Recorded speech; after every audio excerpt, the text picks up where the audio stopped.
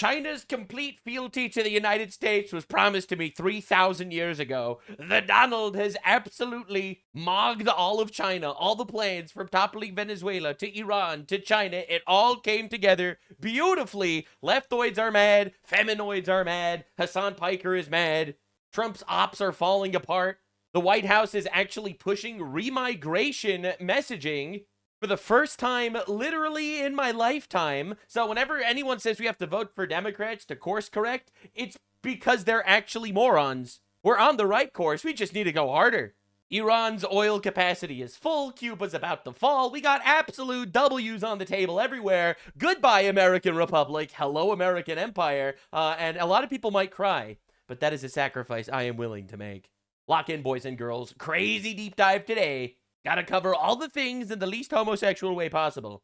Definitely subscribe. As you can see, the Donald absolutely had China by the balls. This is him welcoming Xi Jinping into his own country. Truly a beautiful sight to see. And it got even better. So this is an absolute moron, economics professor at Harvard University. All right, let's go.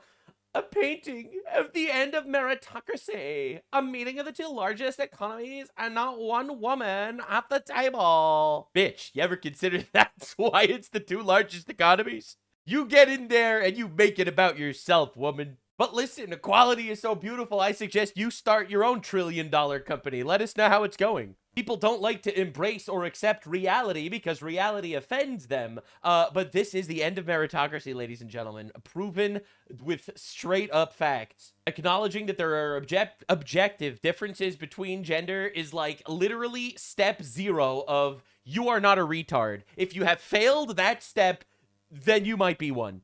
All right, all this, men could be women. Of course they can. Well, clearly not.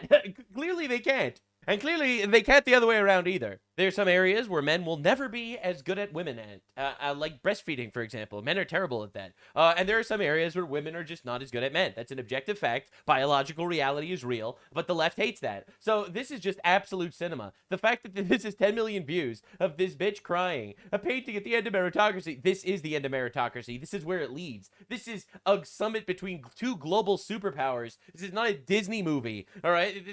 This isn't Marvel, okay? Hello? This isn't Marvel, all right? The chief of staff is not going to look like this, okay? All right? Well, where are the women at the Trump-Xi summit, says the New York Times. Straight up retard propaganda. All right? Where are the women? Right? This is coming. Dude, I'll be real. I thought the New York Times had it published its worst article yesterday. They published an article about how Israel is training dogs to rape Palestinians. I thought that might have been one of the worst articles I've ever read in my entire life. Actually, an IQ test if you fall for shit like that. But I feel like they've topped that literally today. Nearly all the business leaders and officials accompanying President Trump in China are men. Yeah.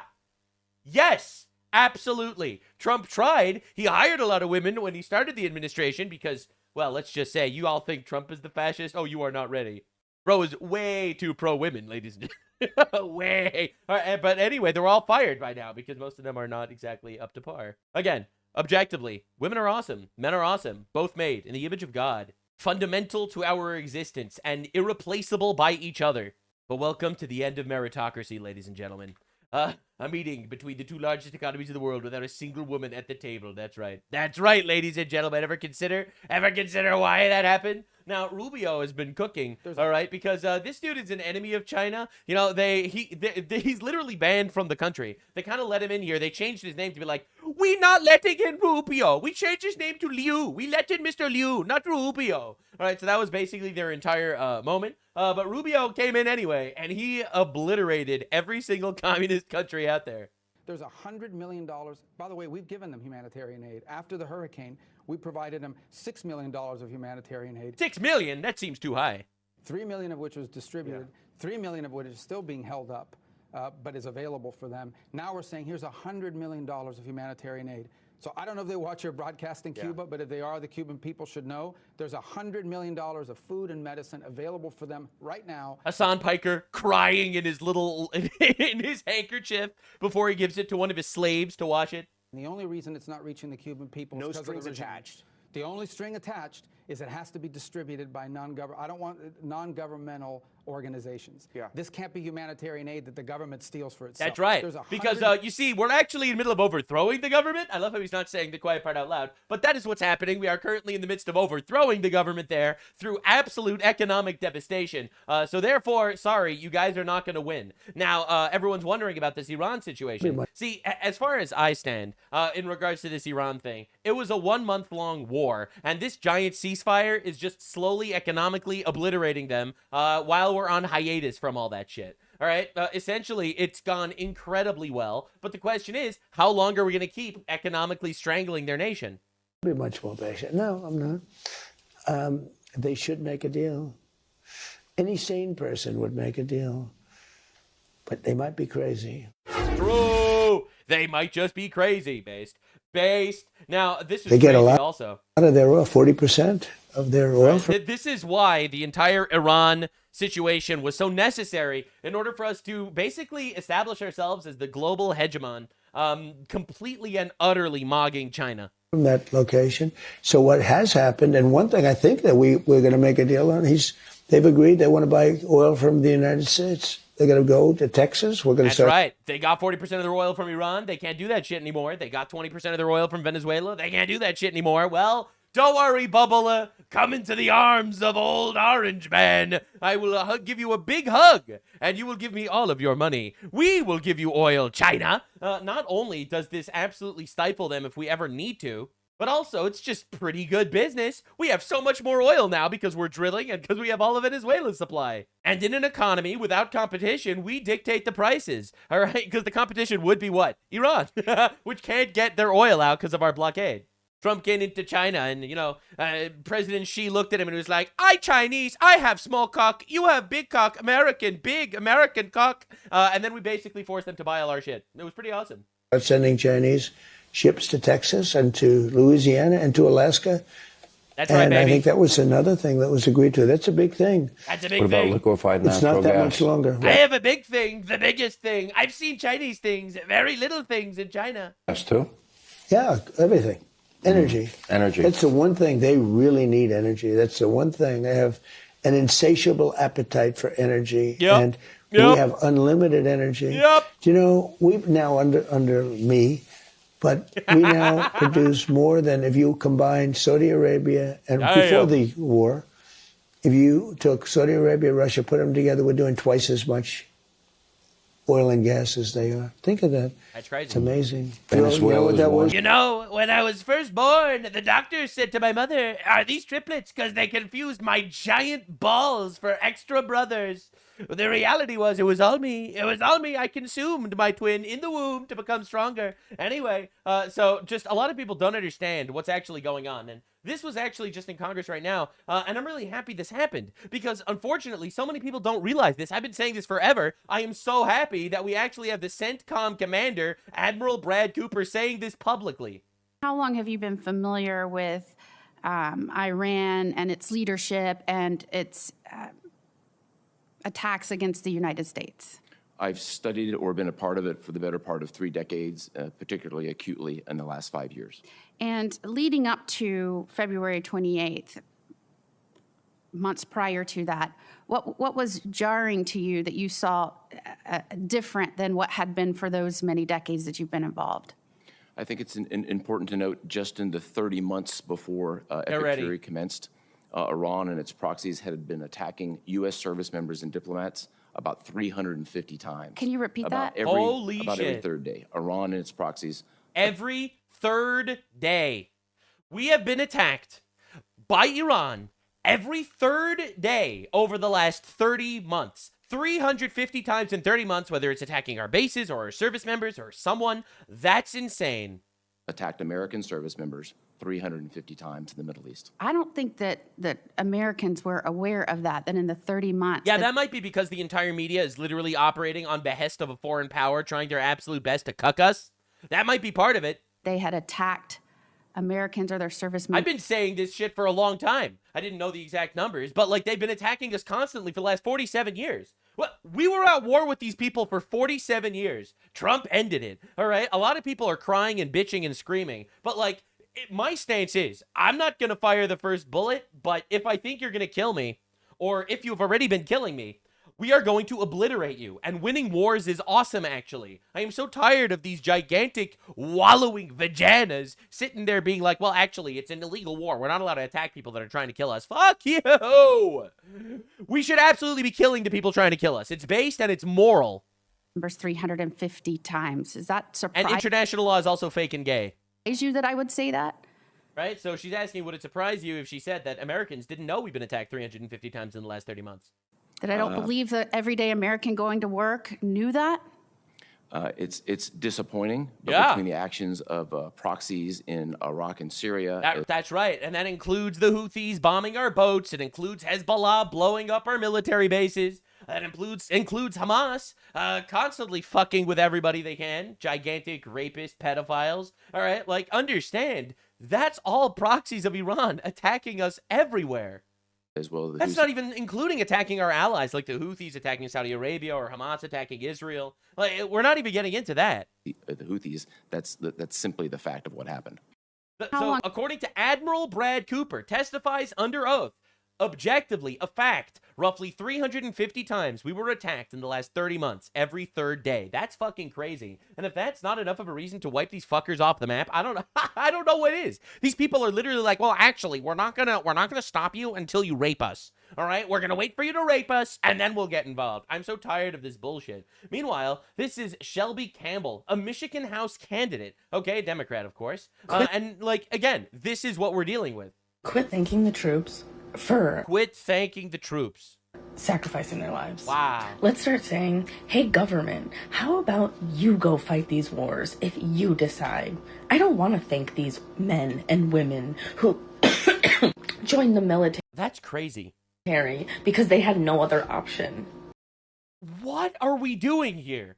These are the best of us, patriots that put their lives on the line to protect our nation and our country. Stop thanking troops that sacrifice their lives. Like, they didn't want to go to school. They didn't have the resources. They don't have the knowledge. What are we even talking about? You think every single military guy is just a complete fucking loser that can't get into school? Like, this is insane. This is absolutely insane. They don't have people to, like, love them, and they go to the military. Or they're patriots and heroes and are willing to put their life on the line for our country. Military preys on vulnerable populations. So then why, under Trump, is the military so much fucking bigger than the military under Biden? Why is now people are signing up to the military in record numbers right now, but they weren't a couple of years ago? It's because people are patriotic and love our country. And a Democrat cannot even comprehend that people actually can possibly love their country. Because, I mean, to be fair, it makes sense. The Democrats hate our country. They want to replace our people. They want to import infinite retards to rape us and not deport them. They hate our country. They say it themselves. So why should I be surprised when they're saying stop thanking our troops? How dare, why would they even go to the military? Now Hassan Piker's losing it because obviously Trump got an absolute W in China. Democrats, do not try to engage in China hawkery. Wow. In other words, Democrats, we must be incredibly nice to China. We should suck their toesies. Please do not repeat your mistakes. And the best path forward is peaceful coexistence and cooperation. We have to let China do all the things. Ignore the attempts to smuggle in pathogens, industrial espionage, the disregard for intellectual property, the foreign police force presence in the U.S. China is good. Yeah, I know that literally a mayor of Arcadia in California was just arrested for being a Chinese spy, but it's because China loves us so much. Actual traitor. Like a literal traitor. Don't trust China. China is asshole. True. Translation. Please, please, please, just let China invade and annex Taiwan without protest. Exactly. Turo.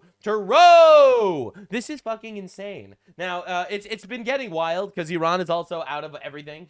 They're literally out of everything. Iran is out of oil.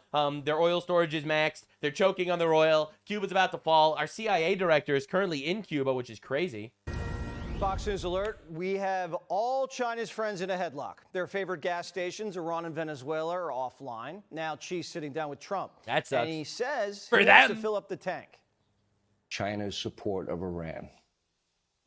How big a discussion was that today? We discussed it. We talked when you about say it. support. And she said, Trump, Donald, you asshole, please. That's probably what he said. They're not fighting a war with us, all right? And then I said, you're gay and fat. And then he said, emotional damage. I can't believe you would say this. No. He said he's not going to give military equipment. That's a big statement. That's massive. That's a big statement. Yeah. They literally need us so badly. They're going to backstab all their allies. W. Said that strongly. But at the same time, he said, you know, they buy a lot of their oil there, and they'd like to keep doing that. He'd like to see. And Hormuz so I stay said, open. I have oil. China wants oil, chips, and lower tariffs. So we have a lot of leverage. And Xi said, well, how can I help? President Xi would like to see a deal made. He would like to see a deal made. And he did offer, he said, if I can be of any help at all, I would like to be of help. Because Wow, sounds like a guy who has all the cards, am I right? Leftoids being like, wow, China's completely shut down Trump. He really made him look like a fool. Wow. Well, I can't believe that China has Trump right where they want him while he's literally prostrating himself, asking if he could do literally anything. Donard, would you like me to rick your ball sack? Say that. Yeah, he did say that. And look, anybody that buys that much oil has obviously got some kind of a relationship with him. But he said, I would love to be a help if I could be of any help whatsoever. Donard, would you like to use my concentration camps? He'd like to see the Hormuz Strait open. Yeah, no If I could be of any help whatsoever, I would like to help. We're watching a diplomatic dance. Neither guy can look needy. He didn't ask him for anything. I mean, we're not asking for China's help. We don't need their help. Damn. Our position is very clear. Iran cannot have a nuclear weapon. Mogged. Back at home, the media still thinks the gay Ayatollah is winning. The New York Times, Washington Post. Literally, the same New York Times that's crying, oh, where are the women at the Trump-Xi summit? Oh my fucking God, you people suck. All right, the same New York Times is like, yep, Iran is winning. Bro, this is the opposition, man. Say Iran still has most of its missiles. Now, these could be deep state leaks, worst case scenario, trying to get Trump back in the war for money and regime change. But our military's top brass said today it's not accurate. We destroyed Iran in record time. The numbers that I've seen in open source are not accurate. I think what also is not taken into consideration, it's more than just the numbers. It's the command and control that's been shattered. In less than 40 days, CENTCOM forces achieved our military objectives. Most notably, we degraded Iran's ability to project power outside its borders and threaten the region and threaten our interests. Wow, they have Trump right where they want him. They mostly have drones left, and we figured out how to shoot them down for cheap.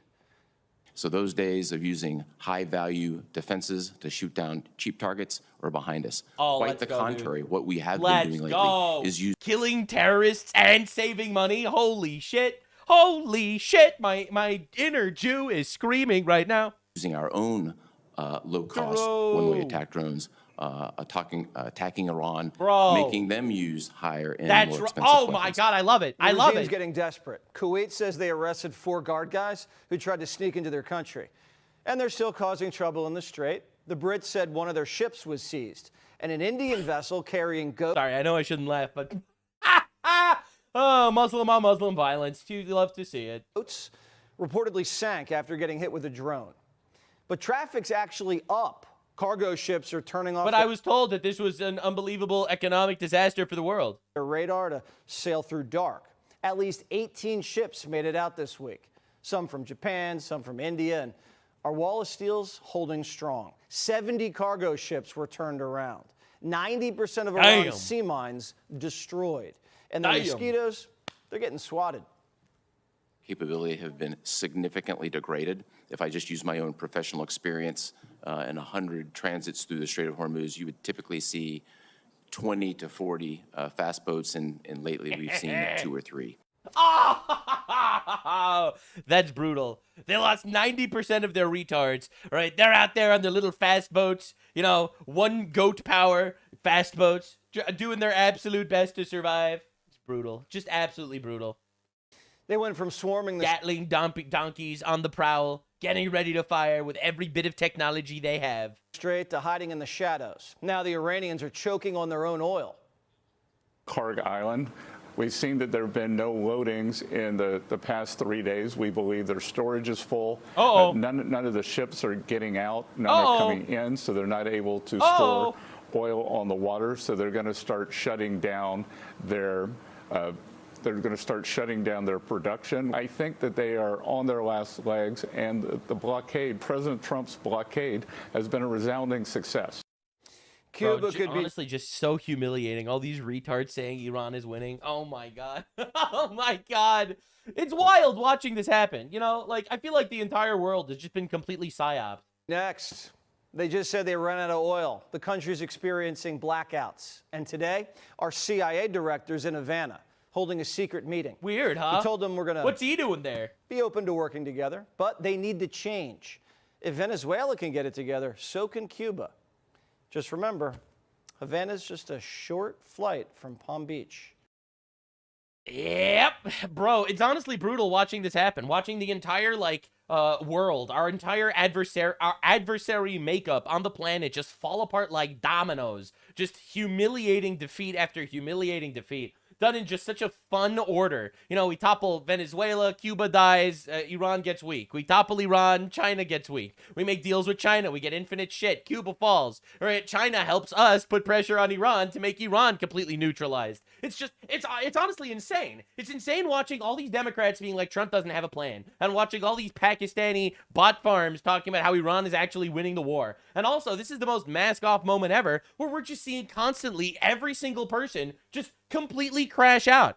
Some people are falling for the retard propaganda. Then you get some people actually rooting for the enemy. It's honestly been incredible, super telling, and this should change your opinion on a lot of people that have public voices and platforms online. Because anyone that fell for this shit is a grifter waiting to pounce. I'm a blue retard on the internet, and I was able to cut through the bullshit. If these professionals couldn't, and they ended up completely eating the Islami mommy propaganda and the copaganda, falling for the AI slopaganda, then they were always the enemy. They just didn't prove it yet. The Donald keeps cooking, proving everyone wrong every single time. So this is a post from the White House account.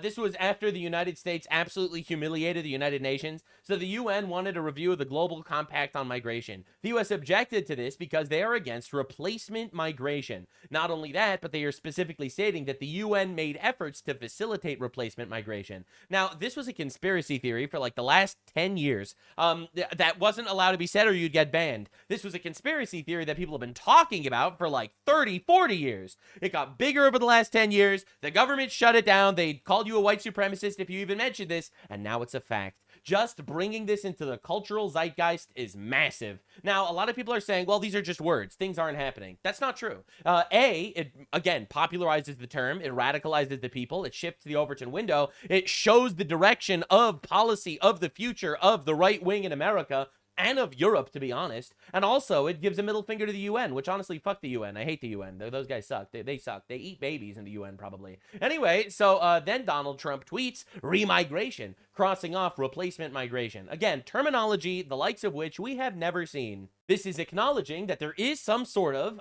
objective fact that people are flooding our countries with infinite brown to replace us, quite literally. I don't see any replacement migration going on in the Congo, all right, or in Nigeria. Ain't no one sending diversity over there. We ain't shipping British people to fucking Nicaragua, okay? Let's be real. All right, that's not happening. All right, but it is objectively true that we are importing third worlders and retards and dipshits into our countries, and it's only made everything worse. Objectively, they pay less taxes. Objectively, they make less money. Objectively, they're on welfare. Objectively, the rape rates are higher in these communities because they come from fucking third world Islamic shitholes. Why? It doesn't benefit us. The only goal of it, obviously, is the replacement. Let's be honest. So now, or cheap labor, I guess, if you're a complete and utter sociopath that hates your own country.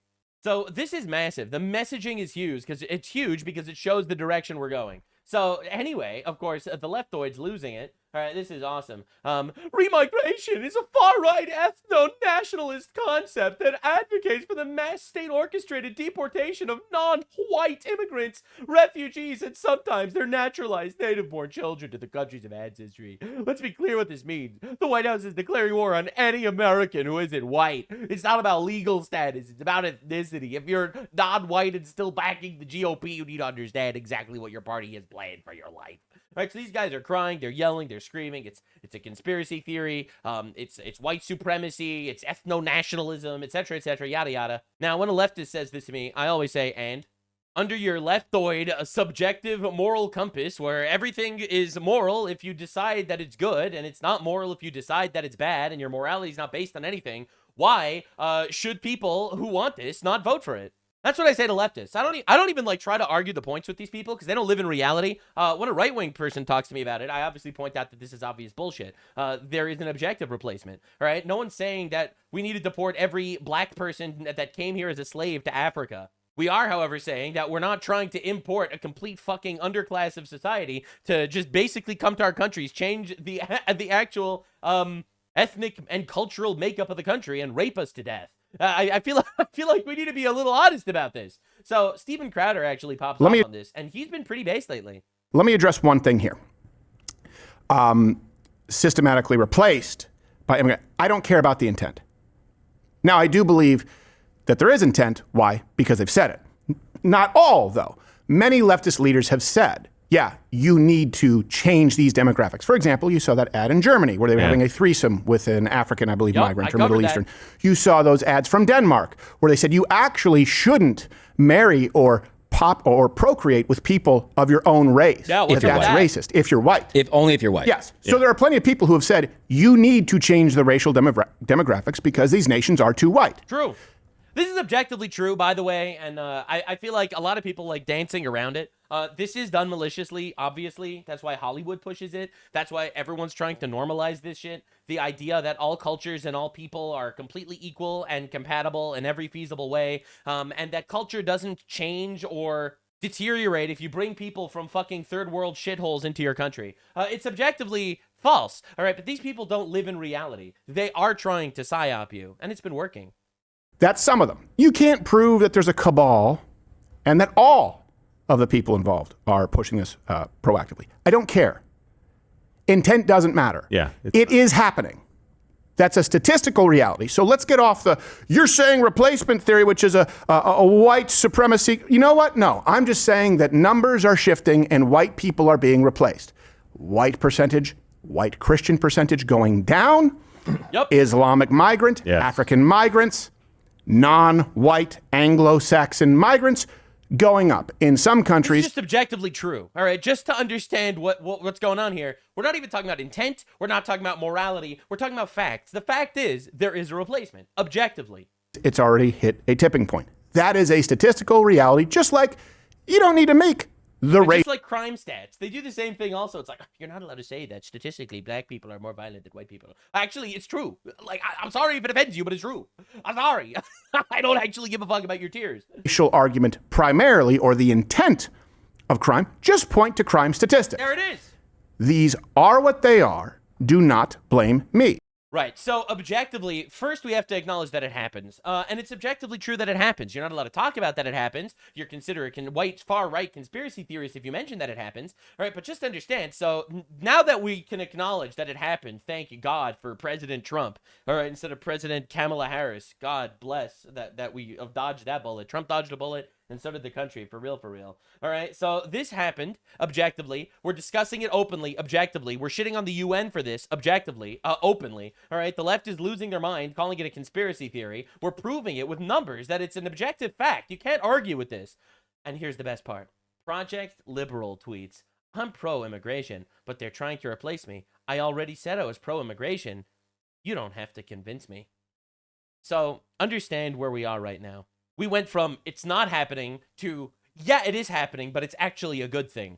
This is the life cycle of every right-wing conspiracy. It's not happening. It's a right-wing conspiracy theory. It might be happening. It's happening, and it's a good thing that it's happening. All right, this life cycle has been proven correct every single time. Just to understand what I mean. Breaking. Jose Celebos Armendariz. Sounds like a straight white Christian male to me. Mexican national, former Kansas mayor.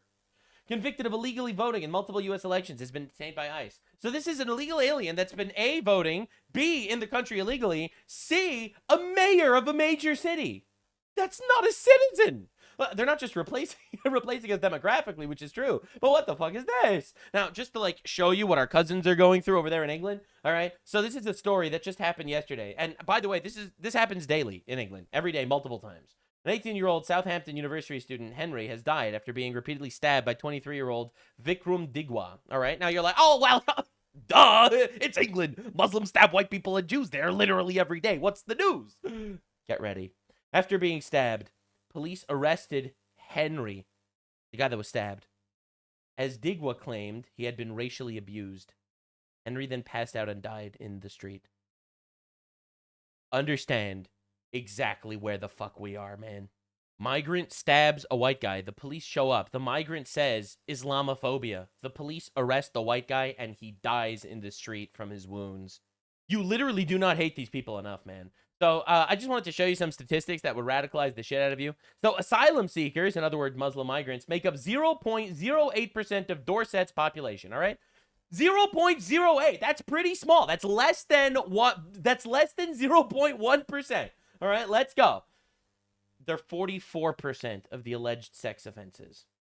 Okay, all right. So no one understands per capita, all right? No, we can't address per capita. Obviously, per capita is not a real thing we can talk about. White people rape too, says Pierce Morgan. 0.08% of the population, 44% of the alleged sex offenses. All right, look at how insane this is. If someone called it a rape jihad, how would that term be inaccurate? It wouldn't be. So, breaking, UK Muslim imam responsible for spreading the lie about Israeli rape dogs has been busted raping little British girls. So weird. I can't believe this is happening every single day. We get another one of these stories. So Keir Starmer obviously has a lot to say because there is a massive right-wing shift in England where people are trying their absolute best to talk about this obvious issue. You know, that they're importing rapist barbarian orcs into the Shire. All right, so they're setting up a rally under Tommy Robinson to talk about this. And Keir Starmer, who always had open border policies and let in infinite illegal aliens, is closing the border to right-wing speakers at this event. Tomorrow's march in London is a reminder of what we're up against in the battle of our values. What? The organisers, including convicted thugs and racists, are peddling hatred and division.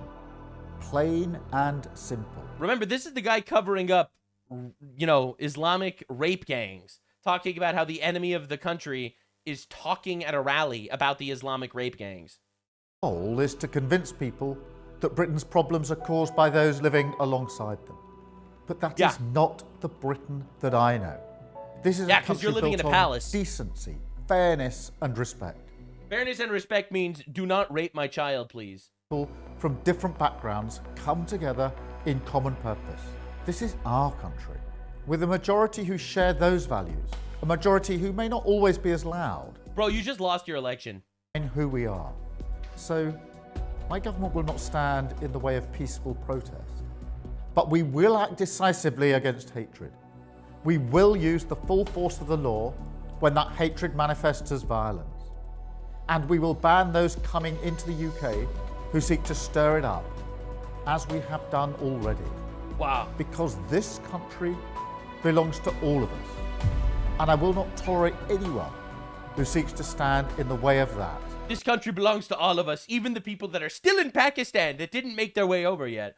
Bro, these guys are killing him in the comments. This is truly insane. Bro, 4,000 likes, 8,000 replies. Like, bro's getting obliterated out down there. All right, so understand what this guy is saying. I am leaving the border open to barbarians from the third world. I am closing the border to very professional speakers at a conference that I don't like.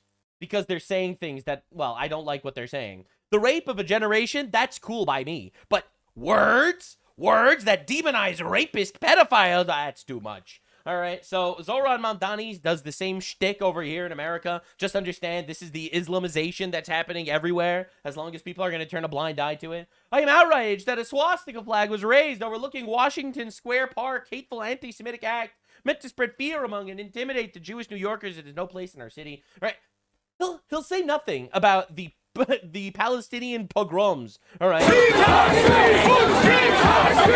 Literally, no one's talking about this, all right? We'll never see him talking about this. They're beating up cops. They're throwing bricks into the windows of Jewish homes. They're lighting synagogues on fire. This is a daily occurrence in New York right now. They just have to live with this, with global jihad. All right, horrible news for Zoran Mamdani. The ICC, International Criminal Court prosecutor, admits that he did not find any evidence of a genocide in Gaza. Truly the worst day ever if you're a retard. Anyway, so this guy screaming about a swastika flag because he could blame the far right for it, even though it was almost definitely a Palestinian protester and an Islamist, because they've been caught with tons of Nazi flags and Nazi books, and you know they do the Hail Hitler symbol while they're protesting against the Jews. Like, it's just absolutely wild. You know, notice how easy it is for politicians can condemn a Nazi flag hanging at NYU, yet how hard it is for them to condemn a masked mob of terrorist supporters gathered on the streets of Brooklyn to harass Jews. Bro, this is a guy literally holding a Hezbollah terrorist flag. This is a terrorist organization designated by the United States of America. All right? Like, so it is wild watching this happen. Which I guess we have to live like this. Now, there was one of the craziest depositions I've ever seen in my life. So this is the Democrat Fairfax prosecutor who is currently getting grilled in Congress in possibly the greatest way I've ever seen. I'm so happy this is public. I could not sentence this person to any term over 2 years. Is that not correct? Sir, I'm so glad you brought this case up. Is that not right? So get ready for the actual story here. All right, this is the prosecutor who released a child sexual predator, literally let a pedophile out of jail because the pedophile was a migrant. Term over 2 years. Is that not correct? Sir, I'm so glad you brought this case up. Is that not correct? Well, because I would like to explain, sir. It is correct, and the court rejected it. Sir, I know this the case file. I'm talking. It was a judge that was appointed by Senator Warner. This is not a right-wing judge. This is a liberal judge, and you know why he rejected it? Sir, he saw what you should have seen. He cited overwhelming evidence. So can we talk about the evidence, this person was a threat. I know it and you don't. Quit talking. And I would love to tell you about it. This person was a threat. He yanked a 4-year-old girl out of her bed with the intent to harm her, and you wanted to give her a cap of 2 years. Sir, this is a great example. And then when the plea agreement was rejected, what did you do? This is brutal. Sir, this is a great example. What did you do? This is a great example of a case. You know, I've prosecuted. I've prosecuted cases. And then you understand and when you're evading like that, you know what that's a sign of? Guilt. What did you do? Sir, you dismissed the case. What the fuck? Can I Mr. please talk to you about this case if you want to know about it so much? Be quiet. When you dismiss a case, what happens to that defendant? He walks free. Walks free. A disgusting, perverted individual preying on children that you dismissed the case. As the father of 2 young girls, one of them 5. This is like bone chilling. That is as shameful as anything I have seen. Talk to me Quit defending that I don't the care indefensible. About people in my you clearly community. don't. Absolutely You dismissed the case, and it's shameful. True. Sir, you're a coward. You are a That's coward. right. You Shred won't that even let me, bastard. talk to you about Shred that bald bitch. It's indefensible, sir. Sure. I yield back. Whew, I'm literally sweating. I'm literally sweating from that. You felt the rage, and it was completely and utterly justified. The left doesn't believe in law and order whatsoever. They just believe in their infinite agenda, and this is what they do. And the results are obvious. All right, so Brandon Gill then also unleashed fury on this Democrat Fairfax, Virginia prosecutor that protected an illegal alien child rapist. Right, bro kills him in the Congress, too. It's crazy. I want to better understand how you weigh an illegal alien's immigration status whenever you're making charging decisions. Do you know who Ander Jose Cortez Mendez is? Are you familiar with that case? Yes, sir. Okay, this is a Guatemalan illegal alien who was arrested in March of 2024. He was initially charged with, quote, carnal knowledge of a 13 to 14-year-old. Just for those of us who aren't lawyers, can you describe just very briefly what does carnal knowledge of a 13 to 14-year-old mean in this context? Well, sir, generally a charge like that would typically refer to underage sex. Okay, so he raped an underage person, an illegal alien who raped an underage American. Your office reduced those charges to a misdemeanor charge of consensual sex with a child 15 years and older. You offered him a 90-day suspended jail sentence. Is that correct? Oh. Sir. By the way, just understand what we're dealing with here. Based on the evidence that we had in the case? So it is correct. Yeah, obviously it is correct. Duh. Otherwise he'd be denying it, which he isn't. And this is how they operate. Oh, well, the defendant is an illegal alien from Nicaragua or whatever the fuck. So, I mean, he didn't know that raping children is wrong. Could we really put him in jail for raping some kids, bro, when he didn't even know was a problem? Really? They love raping kids in Nicaragua. They don't even see it as an issue. Sir, you've proven my point. We need to deport them all. Thank you. Thank you. I rest my case. Get them all out of here. I don't care. I don't care. Oh, but Nux, are you going to separate families? Nope, we're going to deport the whole family. Get them all out. Sorry. Oh, but Nux, are you going to do concentration camps? Whatever it takes. Whatever it takes. Don't care. Get them out. They got to go. Sorry, bro. If you have some sort of defense in court to be like, well, raping children is okay in their culture, so therefore we're going to diminish the sentence, but you didn't know that culture is not assimilatable whatsoever. It's not compatible. Get them the fuck out. Get them the fuck out. There is no reasonable, logical argument to be made. So understand, when we're talking about this, when we're talking about remigration, all right, what's the white supremacist ideology of not wanting infinite barbarians raping our children? True. I don't care what you call it. I don't give a shit what your titles are. I don't care if you call me a white supremacist, Nazi, pedophile. It doesn't matter. None of it matters. You can say whatever the fuck you want. Your boos mean nothing. I've seen what makes you cheer. Oh, you're a pedophile defender because you support Donald Trump, who was mentioned in the Epstein files. So why do you care if we import infinite rapists into our country? Now, A, there is zero evidence of wrongdoing of Donald Trump in the Epstein files. In fact, he was the guy who turned him over to the FBI and got him arrested and actually released the files under his term. But also, and I'm going to say this because this gets a guttural reaction out of every leftoid I mention this to, everyone crashing out about the Epstein files. Biden's open border was 10,000 times worse for children than Jeffrey Epstein's entire pedophile network, and it's not even close. And unlike Jeffrey Epstein, who's dead, and Ghislaine Maxwell, his accomplice, who's in prison, no one was punished for that absolute atrocity on mankind that we had to just sit there and watch happen while they banned us from social media platforms for even talking about it. You can suck your own fuck. Playtime's over. Remigration is happening. Now, in line with every Democrat, all right, so the Republicans are out there being like, hey, we should not import infinite diddlers into our country from third world places. We got the Democrats having a whole different strategy. They're like, actually, not only should we bring them in, but they should be voting. Yeah, we'll sacrifice a couple of children, but it's a sacrifice I am willing to make. I mean, we already abort most of our children, so let's bring people in to make sure the other ones are dealt with as well. Democrat policies, ladies and gentlemen. So Gavin Newsom is crashing out at the Supreme Court ruling that we're actually going to be getting a lot more Republican districts because you're not allowed to do race-based districting. So he is, of course, framing it as Jim Crow 2.0, that it's a rush to silence black voters. Stone-cold racism in a scale I never thought I'd see in my lifetime. It's not racist. It's not actually racist to want to district people based on population, not based on race. It is racist if you're making special racial districts to give them additional power. That actually is racist. All right, like we have different definitions here, I guess. All right, my definition is all people are equal in the image of God. So therefore, we should district based on people. Your stance is actually black people will vote for us because they're poor and poor people love us and they're criminals and they grow for us. That sounds pretty racist to me, but that's the Democrat platform. I've never have seen in my lifetime. It's all happening. Bring us back to a pre-1960s world. It's jaw-dropping what's happening. It was jaw-dropping what Governor Landry did. He suspended a primary election where tens of thousands of people had already voted. Why? To redistrict two districts to eliminate black representation. Yeah, bro is crying about it, that they undid a voting that people did in Virginia where where 60% of the population voted to remove the rights from the other 40% of the population. They were like, no, actually, you can't do that. And now they're all crying about it because they really wanted to rape our country a little bit. And unfortunately, they couldn't rape us this time, so it was brutal. They hated that. The pro-rape party, they just don't like it when they get cock-blocked. I can't believe that we're experiencing this.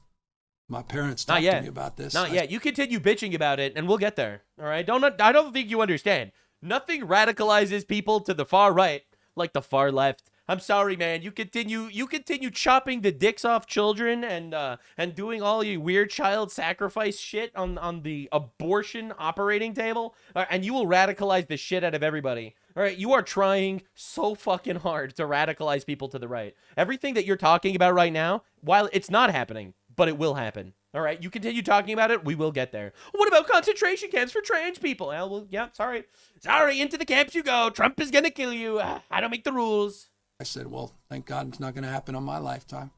And it's happening. That's right. You're going to probably radicalize people to get there in like 20, 30 years. In real time. Anti-woke is anti-black. All these attacks on... No, anti-woke is pro-reality and anti-hedonism. DEI, it's anti-black. No, anti-DEI is pro-fairness and not retard racism. Level of racism is sick. Rewriting history, censoring historical fact.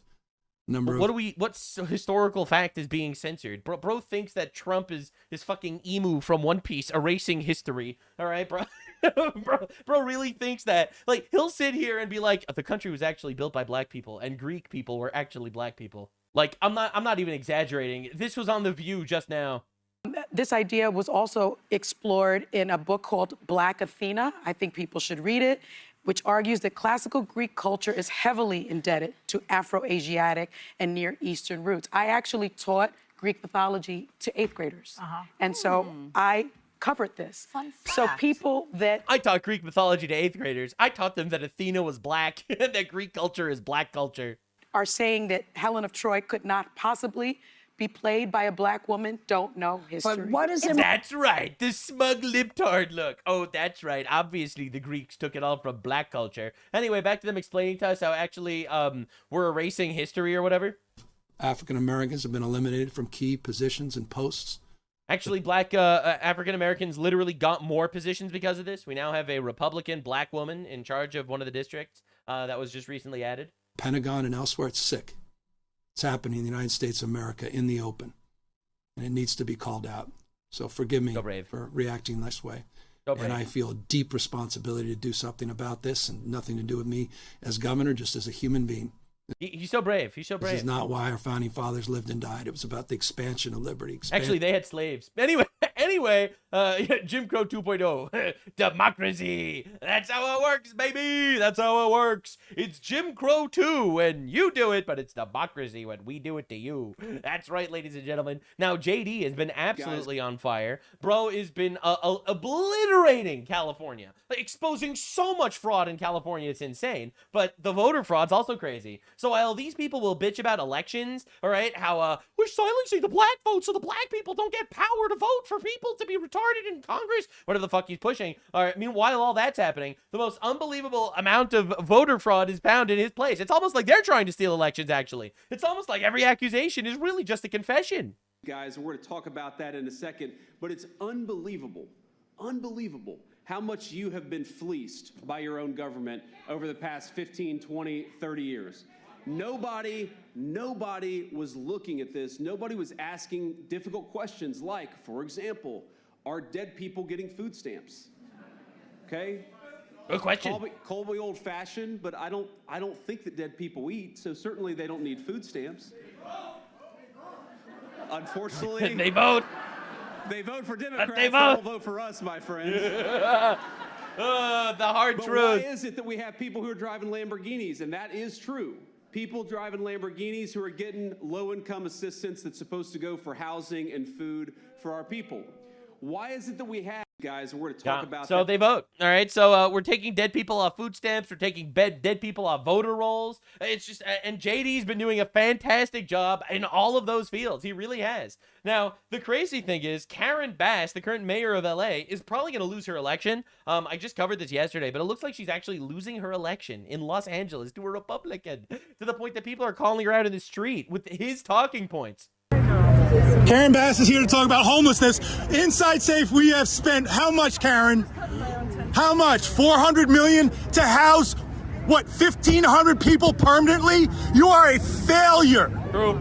An absolute failure. True. And you come here for your little media event. True. You have failed the city of LA, Karen. True.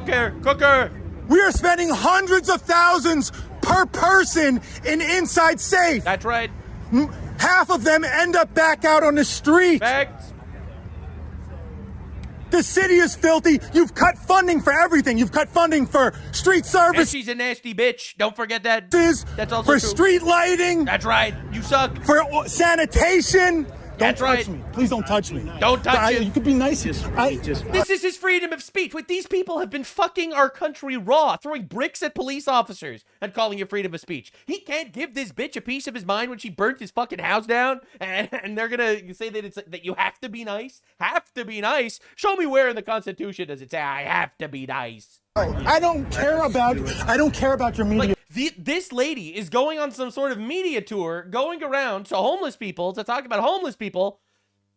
She made people homeless. Their houses burned down and she did nothing. They're saying maybe they could get the houses rebuilt in a decade. What? The people of LA have real questions. We're about to get started. I'll wait till she talks. I'll let Hugo talk. You guys don't want to have your little rally for Karen Bass. That's right. You guys here with your gay orgy for retard McGoogle over here, but I am going to be incredibly annoying. That's right. We are using leftist tricks now. We can also be bitches. We are fundamentally strong. In a Western feminized society, like unfortunately the entire West became somehow, bitching is now a superpower. You see, when two men want to iron out some beef, they beat the shit out of each other. When women want to iron out some beef, they bitch for eternity. Complete reputation, destruction, and infinite bitchiness. Now, we are getting with the program, and you really don't like it seems. So yeah, California, complete mess, but apparently it got even worse. All right, California's like giga cooked. They're missing kids. This is insane. Even the leftoids are turning on the Democroids for this one. This Democrat candidate for governor just destroyed his own career, getting caught on camera, pathetically pleading. By the way, this is a profile piece. This is not a gotcha piece, right? Well, look, I think these questions are fair. You're not gonna ask me hard questions on libtard media, right? In order to learn about you as a candidate. So long as about the profile. I don't know how you define profile, but I'd like to begin the interview. The way I describe profile is you talk about all the things that I've done, things I want to do. This idiot. In other words, he goes onto the media, he's like, I really want you to just go up there and say all of the cool shit that I've done.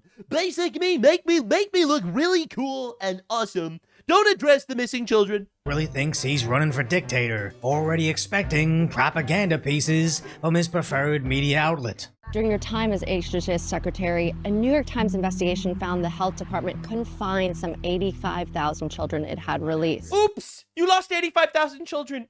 Oopsie poopsie. Wow! Did that happen?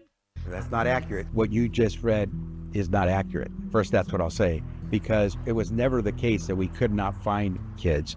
You're essentially, I don't know if you got those. We knew where they were. We knew exactly where the dungeons were located. Calm down. Talking points from Donald Trump. Oh, the Donald Trump talking points that was reported by the New York Times. From a New York Times article. That's not what the New York Times article said. The New York Times. The agency could not reach more than 85,000 children. Overall, the agency lost immediate contact with a third of the migrant children.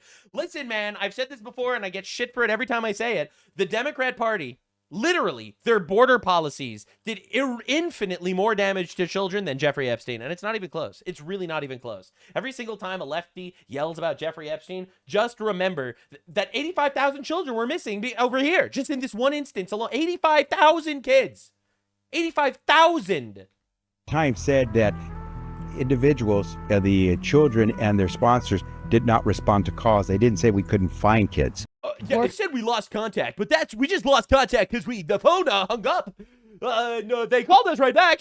Working overnight in slaughterhouses, replacing roofs, operating machineries in factories, children as young as 14 years old. That part occurred after these children had left the care of Department of Health and Human Services. You let these children go into those individual sponsors in their responsibility. Some of these kids, probably because they needed to earn some money. So first it was, that was a MAGA. Yeah, bro, if they do this every single time. First, it didn't happen. Then it's a right-wing conspiracy. Donald Trump said it. Then it's happening, but only a little. Now it's happening, but it's a good thing because they needed the money. Oh my God, bro, this is fucking brutal. Dude, we're going to get this is for the governor race. Right? We are going to get a Republican mayor and a Republican governor in California and in LA respectively. That's insane. Like, people are like, oh, the red wave is not happening. The red wave is happening, all right? And even if it doesn't happen now, it's happening. I'm talking to people. I'm talking to human beings, and we are just tired of the shit. Narrative. 2. The New York Times didn't write exactly that. Well, okay.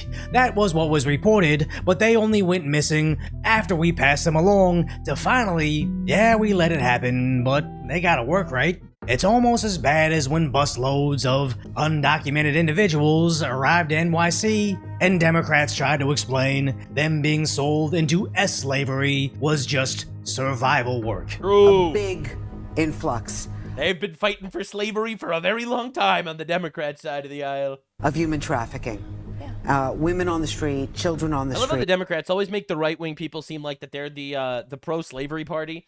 Meanwhile, every single time ever, like the right-wing abolished slavery. All right, it was Christian ethics that abolished slavery. It was Republicans. It was right-wing every time, and then you got left-wing violence when they assassinated Abraham Lincoln. All right, like let's be honest, it's the craziest shit ever. It's literally like this has been happening forever. We're just not allowed to talk about it because these motherfuckers own the media. The woke Jews at it again. What's going on? What can you do about that? What we're seeing, especially along Roosevelt Avenue, is a lot of survival work, right? So we slavery.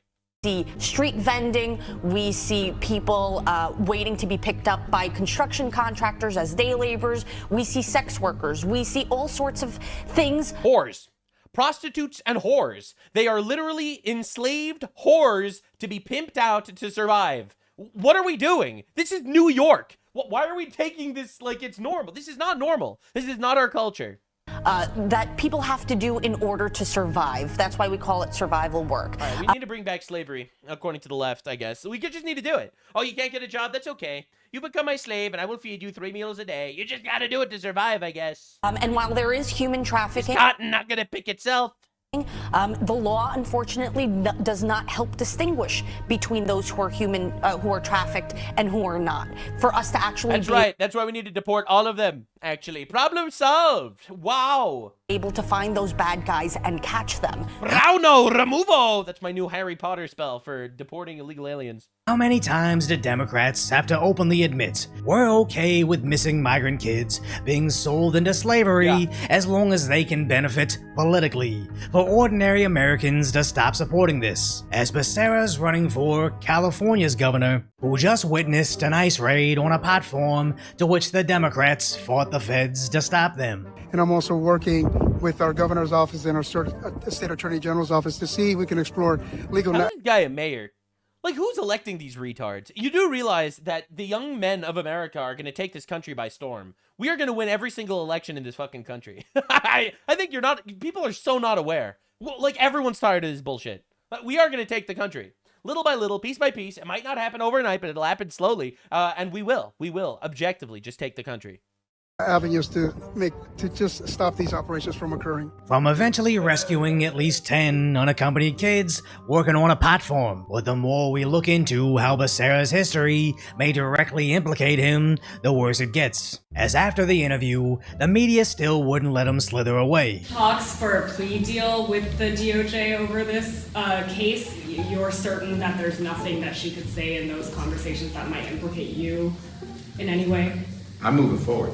As I said, everyone will be accountable for their actions. We're moving forward. For the voters in California who might look at that situation and wonder if you have the chops to manage a crisis as governor, what do you say? So first, you've conflated a lot of different things that are unrelated into one question. What are we doing here, bro? If you're going to be the governor, you're going to have to deal with all the things. All right? What are we talking about? Remember what we inherited. When I came in as secretary, we took over from an administration that had been putting kids in cages. Again parroting the whole kids in cages hoax, which were actually Obama's cages, and even if it was Trump's, how is processing them to go back home better than letting them be sold? Which is why he doesn't like being questioned. Bro be like, yeah, we did slavery and child trafficking, but like at least they weren't deported. Leftoids, baby, they fucking suck. On it, running away like the rat that he is. And we move forward, and on my watch, we're very proud of the care that voice crack provided these children. We're very proud that when we sold them into slavery, they at least got fair wages. Only a little bit of rape, you know. Like if we think about it, that's all right. You gotta live. 2 minutes. Yikes! They killed him. This is a serious issue that some people want to see him get prosecuted for, as he's using the same tired excuse he had while serving under Biden, which provided nothing. So you'd think he'd come up with a better excuse, as he's constantly being accused of this. Mr. Becerra, are you proud that you pushed out 85,000 migrant children? They were, according to the New York Times, they were maimed, they were exploited, some were even killed. That's a genocide. You said those are MAGA talking points. It's a MAGA hoax. Tell that to the children who died. So I'm not sure what that had to I can't tell it to the children that died because they're dead already. Checkmate, libtard. do with homelessness, but cálmate, Antonio, cálmate. Well, I'll tell you what it has to do. Yes, I caused the genocide of migrants, but hey, I speak Spanish. Saying calm down in Spanish while the audience laughs is some genuinely sick shit. They're not debating fiscal policies or police budgets. We're talking about missing kids, some of which got sold under the administration he served as HHS secretary. As our own security committee knew about the risks of trafficking after they ended DNA testing at the border, where we used to DNA swab so-called families crossing the border just to verify that they were actually related. But Biden placed max immigration over safety, so it was discontinued under him. Look, under the Trump administration, we did DNA testing, and one pilot, I think it was El Paso, we found almost 1/3 of the families weren't even families. Wow. These children were victims of trafficking. Wow. 1/3. Oh my God. Like, what a nightmare. Every time I even hear about this, it makes me so sad. It really does. Oh my God, dude. Like, no one wants to even engage with these numbers. Every one of these lefties yelling about Jeffrey Epstein when their party literally did infinitely. You know what? I'm going to even go a step further. Every one of these motherfucking retards yelling and screaming about the pretendicide in Gaza, where they lost a war that they started. There were 70,000 people killed in total in Gaza, and around 50,000 of them were Hamas. In this one story alone, they lost 85,000 children to sex trafficking and slavery. Oh my God. You can't even fathom this. It's unfathomable levels of evil that we're just supposed to like, well, that's the left. They love raping kids. So why are we surprised? Why are we surprised? They genocided 1/3 of a Gen Z, actually. 1 million children a year are murdered on the abortion operating table. Why do we care, guys? That's just the left doing classic leftist shit. And look, this administration lost over 340,000 children that were smuggled in this country, released to unvetted sponsors, now they can't find. It became a huge issue in Texas. And one of the biggest problems that we were facing in Texas was when we would come across these large groups of families and unaccompanied children, we never really knew 100% for certain that these were actually families, that they actually belonged together. And then over in San Diego, California. And the cartels know that now, that we're not going to be checking. We're not going to be testing to see if those children belong to the adult that's trying to bring them across. Where reportedly, at least 1 in 10, up to 30% of these kids were not related to the adults that brought them over the border. And horrifically, 60% of them being forced into trafficking drugs or being sold themselves. Cálmate, Antonio, cálmate. Well, I'll tell you what it has to do. But Sarah would like you to just calm down about it. Or better yet, journalists shouldn't even be allowed to ask about it. As he does kinda have a point. Why would we worry about the kids he's already lost in the most horrifying forms of slavery imaginable, when we should be more worried about the future kids he's willing to lose? As everything is pointing to, kids went missing under his watch, and any response other than, this was a tragedy. Sleepy Biden was mainly to blame, and this is how we fix it. And anything other than that just means he got away with it the first time, why not do it again, as a standard for Democrats has never been lower. All he has to do... It's such a nightmare. I'm literally in shock. Actual nightmare shit. And then they be like, I can't believe but Trump he went into like a beauty pageant behind the scenes. Trump went into a beauty pageant, guys. Did you not hear? A beauty pageant that he owned, by the way. He went into the changing room like 40 years ago. Oh my God. This is literally leftist talking points. And we just have to sit back and make believe that the child holocaust that these retards have been facilitating is just like actually just cool or whatever. Who has beat the disgraced congressman that dated Fang Fang, and an insane raging Karen that everybody hates. True. Even though this is California, I honestly believe the Republicans are the front runners for governor, with Riverside County Sheriff Chad Bianco and Steve Hilton being the only real option to save the state, and more importantly, save the kids. So if you appreciate my concise... Holy shit, that was insane. I didn't realize it was actually that bad. Like, I knew it was bad, but when you just hear abstract numbers without details, you know, it makes you feel very disconnected for it. But when you actually understand the level of evil that needs to actually happen to facilitate this shit, it's completely unforgivable. And that's why I always say that if you're a leftist, you're either a psychopath or a retard, and there really isn't another option. I have never met one. I don't expect to meet one. And if you just look at their policies, you shouldn't expect to meet one either. People are mad that I go hard as fuck on this shit, but like, what am I supposed to say? It's like, you look at their policy and it literally all comes out of like Satan's handbook.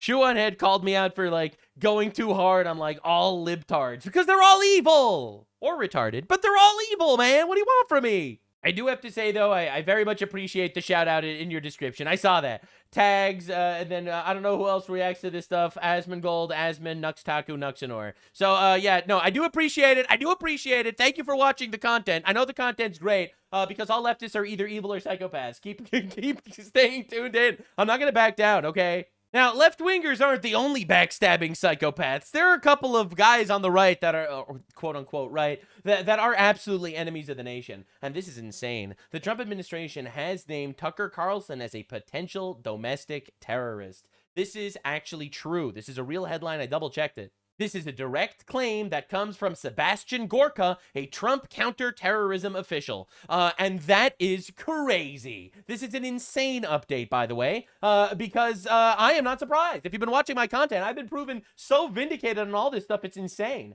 You know, so this was Tucker Carlson in 2022 saying that Islamic countries can't have nukes because, you know, Muslims blow people up a lot. They do that. That happened. Like, you can't blame me for Islamophobia. They keep blowing people up. It's not my fault. Right? And then into 2026, how actually they should be getting nukes. Russia is not Iraq. Russia represents an eighth of the world's total landmass. It is a huge country and a highly fractious country with a large and very restive Muslim population. So think this through just for 1 second. What are the chances that in the ensuing chaos, which we are forcing on Russia, in that chaos, what are the chances that one of those 6,200 nuclear weapons might wind up in the hands of someone who is truly crazy and dangerous to us and to the world? Right? So bro is terrified because there are so many Muslims in Russia that Russia has nukes because Russia might eventually give one of those nukes to a Muslim, and a Muslim with a nuke. Holy shit, we're all in danger. That's what he said in 2022 back when he used to work for Fox News. Now he works for fucking Qatar. So let's see how his tune changed, shall we? Is a kind of stability, as bad as nuclear weapons are, when rival nations possess them. India and Pakistan, which are countries with a long, almost 80-year history of hating each other and many wars in the interim, have managed to the fight Muslims keep bombing the Hindus, by the way, for those of you paying attention to history. Fairly bitter conflicts since 1947 without using nuclear weapons against each other. How is that possible? Well, the mutually assured destruction principle, which, as ugly as it sounds, is real. Not real for Iran. Not real when you're literally dealing with suicidal terrorists, by the way. What you don't want is a nation that feels no constraints whatsoever, that feels it can do whatever it wants. It feels it can roll into its neighbor's sovereign territory and expel the population and kill people. Look at the effects. Right. So obviously, it's okay if Iran gets a nuclear weapon. I don't even see the problem at all. I mean, because actually Iran does want mutually assured destruction. 2022, we can't let a Muslim have a nuke. We can't even let Russia have nukes because it might get the Muslims in Russia. All right, and now we're at actually we should just give the Muslims nukes. Holy shit, bro, what are we doing? So everyone's starting to turn on him, actually. Even Nick Fuentes is like, yeah, that dude's being paid by Qatar, which used to be just like a Zionist trope. Like that was like the old Jewish propaganda. Every time you don't like it, everyone you don't like is getting paid by Qatar. That's what a lot of like the Jewish retards have been saying lately. But like something's absolutely up with Tucker, man. We have, Mug Club subscribers, and I know because you've been around a long time, we started from the ground up, and then we do one spot a day.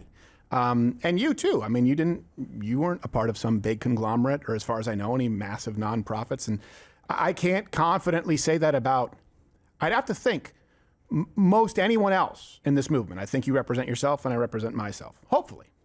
Yeah, I think you're right about that. You think there's some Qatari money there with Tucker? A thumbs up. Why is he always in the Gulf? Yeah, what's going on with that? He's always over there. Yeah. They got great fishing over there. He does. He The Red goes, Sea, he goes, everybody I knows bought a about it. house in Qatar. That's my right as an American. You're like, I don't see the connection there, actually. Sure. I mean, it's a right, but yeah. Is that on the back of the declaration? Yeah, I don't know exactly. I don't know. Just let me know. He takes a Gulf to the Gulf to golf. Well, he's very, very pro the Gulf. It's not just that he has a house over there that he sees business opportunities. He's very pro. Speaks glowingly about them. Like, okay, you're fawning a bit, dude. I can't wait for his third outfit change. He starts wearing those man dresses with the picnic table hat there. Just holding the hand of his male producer while a lady trails behind him. Get the right there. Yeah, so, you know, a lot of people are starting to wonder what's going on. So it's pretty weird watching counterterrorism talk about it. Now, just understand, this dude has sided with evil across the world. All right, so he goes to England, all right, to talk about how actually the Pakistani community is fucking awesome. And the white people are actually very sad and mean. The attendant was some Pakistani woman who's like, "Oh, we're so glad you're here." The Muslims love me. All I do is advocate for them to get nukes all the time and make Trump out the bad guy every single time I can. I call Trump the Antichrist and all the Pakistanis love me. So weird, huh? Which I don't think I would have gotten from the liberal white ladies. Genuinely, who have you live felt here. threatened walking around? No, not at all. Of course. Again, who's going to do anything? Of course, libtard Tucker Carlson, libtard Pierce Morgan is collabing with right-wing based Tucker Carlson, who happens to love Islam, talking about how actually England is beautiful. It's paradise. The Pakistanis make England better. Pakistanis are all super nice to me, They're and all the whites are super all kind of nice. craven and sad. The whites are craven and sad. The Pakistanis are wonderful people. No, you're totally safe here, man. Yeah. A lot of the other cultures that have come here actually have far more politeness. I agree. I agree. That's right. We need to replace the whole population. That's based Tucker Carlson, ladies and gentlemen. So this is the propaganda he's pushing constantly. You know, people start to ask questions. So just understand, he's also fucking stupid. All right, I know that's a pretty controversial take. A lot of people don't want to hear that. But first, this is Tommy Robinson. He's been out there fighting against the Islamic takeover of England for a very long time. And this is him responding to Tucker Carlson, I think, completely appropriately. And I look at, and Tucker Carlson come into my country is such a fucking insult. I was raging. He made a video, all these crimes happening against our people, and he come in, well, there's no problem in London. There's no problem in London. My Pakistani taxi driver was all right. Yeah. Oh, that's it then. Oh, there's no problem, Tucker. Islam's great. Let's ignore the terrorism. Let's ignore every jihad attack. Let's just pretend it's not happening because you had a nice Pakistani taxi driver. How fucking dare you come into our country? How dare you use your platform to diminish the rape of our country? How dare you? When I go around the country meeting the victims, the families, all of them, and just because you have decided to take side with Qatar or side with Iran or side with whoever you've sided with, you think you can diminish what's happening in our nation when you know nothing about it. I'm still raging about it, thinking about it now. I think you come into our country and you sit there and you use a platform in our country to diminish and belittle a generation of our daughters. And again, just so an American audience can understand the scale of this problem, because this is why I'm insulted and I'm offended by when he done this. Say in Telford, I spent 18 months in Telford. I've done a 5-part series called The Rape of Britain. You can watch these documentaries at trfilms.co.uk. And I chose Telford because Telford has a 1.7% Muslim population. There's none there. Yeah? So I went there, and the police investigation identified 1,000 victims and 200 perpetrators. Yeah, 5 children are dead. They've been burned alive and murdered in this town alone. So 1,000 victims. Now, when you take the numbers and you get rid of the under-16s and you get rid of the women, there's 1,000 Muslim men in that town. Now, look what they've done in one town. Now, when you go to that town, have 1,000 Muslim men, I managed in my investigation, I sat down and I interviewed 12 to 18 survivors, yeah? And I interviewed them for 3 hours, 4 hours, 3 times, 4 times. And I built a database. And when the men were named by 3 or more girls that do not know each other, I go after them. And I go into their businesses, and I went into the businesses, some of them that murdered children, yeah? And I went into the business, and do you know, this isn't about sexual gratification. This is what you need to understand. In some of these cases, 11 cousins were raping kids together. Fathers and sons are raping kids together. Brothers and brother-in-laws. Imagine that. You're with your sister, her husband, and you go in and get a little kid and rape it. Well, we've never seen these crimes in the West. It's unthinkable. Not in their community. It's mainstream, and they're all accepting it. So when you see the scale of these problems, some... Look, man, I'm not surprised. Girls had their tongues nailed to a table. Oh, my Another girl was 11 God, years old. She had a hot iron rod with a letter M, and it was scalded onto her bum because she was the property of Mohammed. But don't worry, Tucker had a nice Pakistani taxi driver. Literally, probably the most justified crash out I've ever seen in my entire life. Oh my God. So understand what we're dealing with when we see this guy just pushing his propaganda. And the other thing is, he's also just fucking stupid. His actual logical arguments are non-existent. So Tucker Carlson is out here debating this dude, Mr. Shark Tank, Kevin O'Leary over here, about data centers. Now, you could make so many good arguments against data centers. And Tucker Carlson probably makes the worst fucking argument I've ever heard in my life. May I ask, 2,000 jobs? Okay, so relative to the size, the physical size of the project, which, as you noted, is multiple times the size of Manhattan, and the power draw at peak, this data center, your projections, will consume about as much energy as New York City does. But New York City provides almost 5 million jobs. And this project, by your own description, would provide about 2,000 jobs. I don't see the trade here. This might be the worst argument I've ever heard in my life. Because the data center is the size of Manhattan, it's not worth it unless it provides as many jobs as Manhattan. Nothing the size of Manhattan has as many jobs as Manhattan on the planet. On the planet. Nothing the size of Manhattan has that many jobs in the world. Okay? What are we even talking about? Right? So like, it's insane watching this absolute dipshit be pushing the worst propaganda of all time. You know, you got Israeli Catholics losing their mind that he is basically pushing propaganda that actually the Muslims are much better to the Christians than the Jews in the Middle East. You know? What would you tell him? Stop being a dhimmi. And stop being paid by satanic group who want to annihilate you and your people if you really care for Christians. If you really care for Christians in the Middle East, expose the oppression of Muslim Brotherhood against Christians in Arab countries, in Syria and in Iraq and in Lebanon, and include the Palestinian Authority that oppressing the Christians and those who are persecuted by Muslim neighbors in the West Bank. That's what I tell him. If you really care for Christians, that's what you should do. Right, and it's just brutal watching this all happen. I don't know how Tucker Carlson fell for this shit, but it's wild that they're calling him some sort of domestic terrorist. All right, meanwhile, you got leftoids doing this. All right, so when the right wing is selling us out to Islam, right, Tucker Carlson, you got the left wing basically celebrating our murders. All right, of course, this guy was actually, this person, the leftist who made fun of Charlie Kirk's death turned out to be a pedophile. Many such cases, I guess. Many such cases, it seems. But we just have to live like this now. We just have to expect it. Now, again, understand the way the Muslim hive mind is taking over our country. So this guy, Hassan Piker, decided Nick Fuentes is a lot very popular. I am gonna skinwalk him. I am just another left-wing, anti-Israel Nick Fuentes skinwalker with the same hand motions and the same facial expressions, and he wears the same suits and the same ties. You know, doing his best. You know, to have the same monologue skinwalking this guy because he's a fucking cockroach here to destroy our nation. Right? Look at this. This doesn't mean China views the U.S. as harmless, however. Culver says Beijing sees America as a very militarily aggressive country that is declining in power and becoming more violent. He's trying to do the same monologues. Which he says is one further reason why war over Taiwan is not something that Xi Jinping is looking for.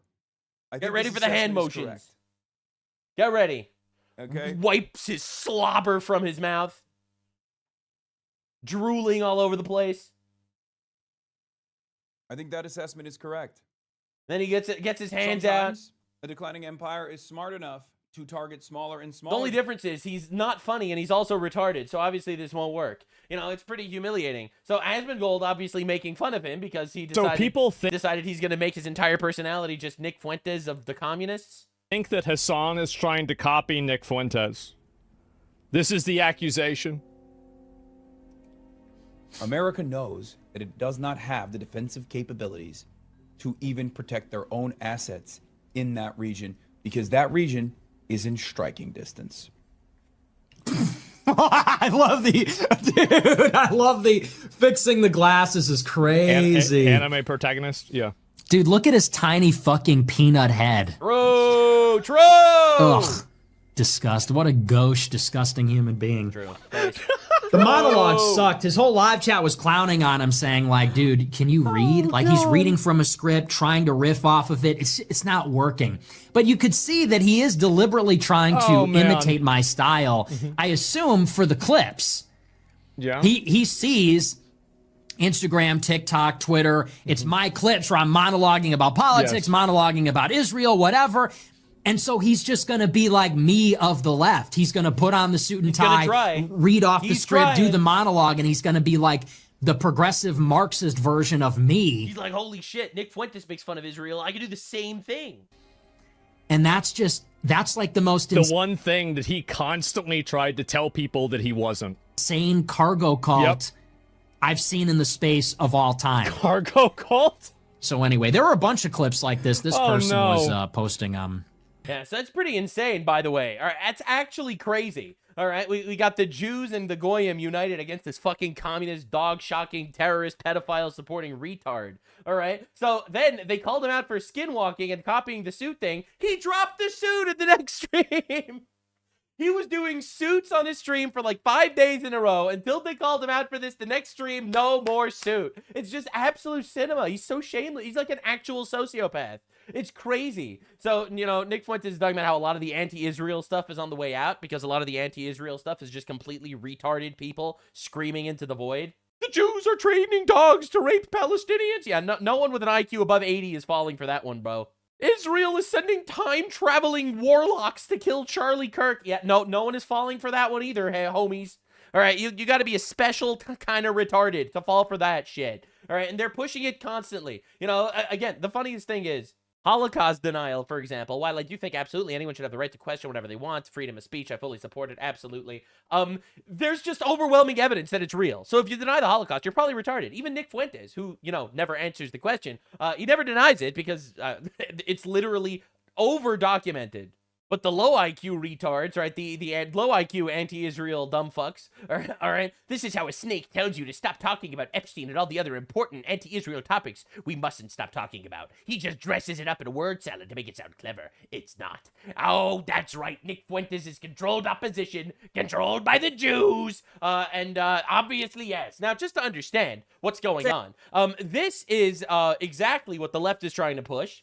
And the reason why I'm showing this to you is because a lot of these anti-Israel people are obviously psyops, all right? Like Tucker Carlson, like a lot of these Ian Carroll, Candace Owens people that were always leftoids, all right? Like these absolute morons that made Israel their #1 only social policy. And in my opinion, even Nick Fuentes fell into this one a little bit because he thinks we should be voting for Democrats now. Well, let's see what Democrats want. Say, look, this is a moment where there are no bad ideas. A no bad idea brainstorm is what I'd like to call it. And in that no bad ideas brainstorm, we talk about what we need to do and think about doing around the Electoral College. Oh. We talk about the idea of Supreme Court reform, which includes expanding the Supreme Court. We invite... In other words, pack the court with biased judges that will vote for you so that you can steal the country. Let's understand what she's saying. She is talking about how they could ruthlessly destroy democracy and institute an infinite libtard world order. Conversation about multi-members districts. We talk about, that if we win the Senate, which we should and we will, then the Senate Judiciary Committee should have rules that they put in place so when these people come before as nominees to the Supreme Court and lie, that they are held to account and consequence. Not just that somebody goes on cable news and says they lied, but that there are rules in place to actually penalize people for lying to a Senate Judiciary Committee. That we agree that it is right to have ethics rules for Supreme Court justices. This is coming from the child sex trafficking party, by the way. And let's put those in place. Let's talk about statehood for Puerto Rico and D.C. They want to make statehood for Puerto Rico and D.C. Make them states, and then you get infinite libtard rule. Understand what they want. They want to turn these territories into states so that the states could actually have voting power. They'll always vote left, and they'll always win every election forever. This has always been the goal. So anyone saying vote for the left to teach Trump a lesson because he's not doing exactly what we wanted is a complete fucking retard or a subversive snake. And again, I don't know what we're doing here, because you're willing to sacrifice the country to stick it to the orange guy for standing up for the Jews. These are the things I think that we've got to do. We've got to neutralize these red states from cheating. The red states aren't cheating. Literally, no one even makes this claim. Like she's just preemptively coming up with reasons on why they're going to steal the election. Including blue states expanding their maps. That's right. And all of this, I think, is look, we got to fight fire with fire. These folks are playing to win. We got to play to win, too.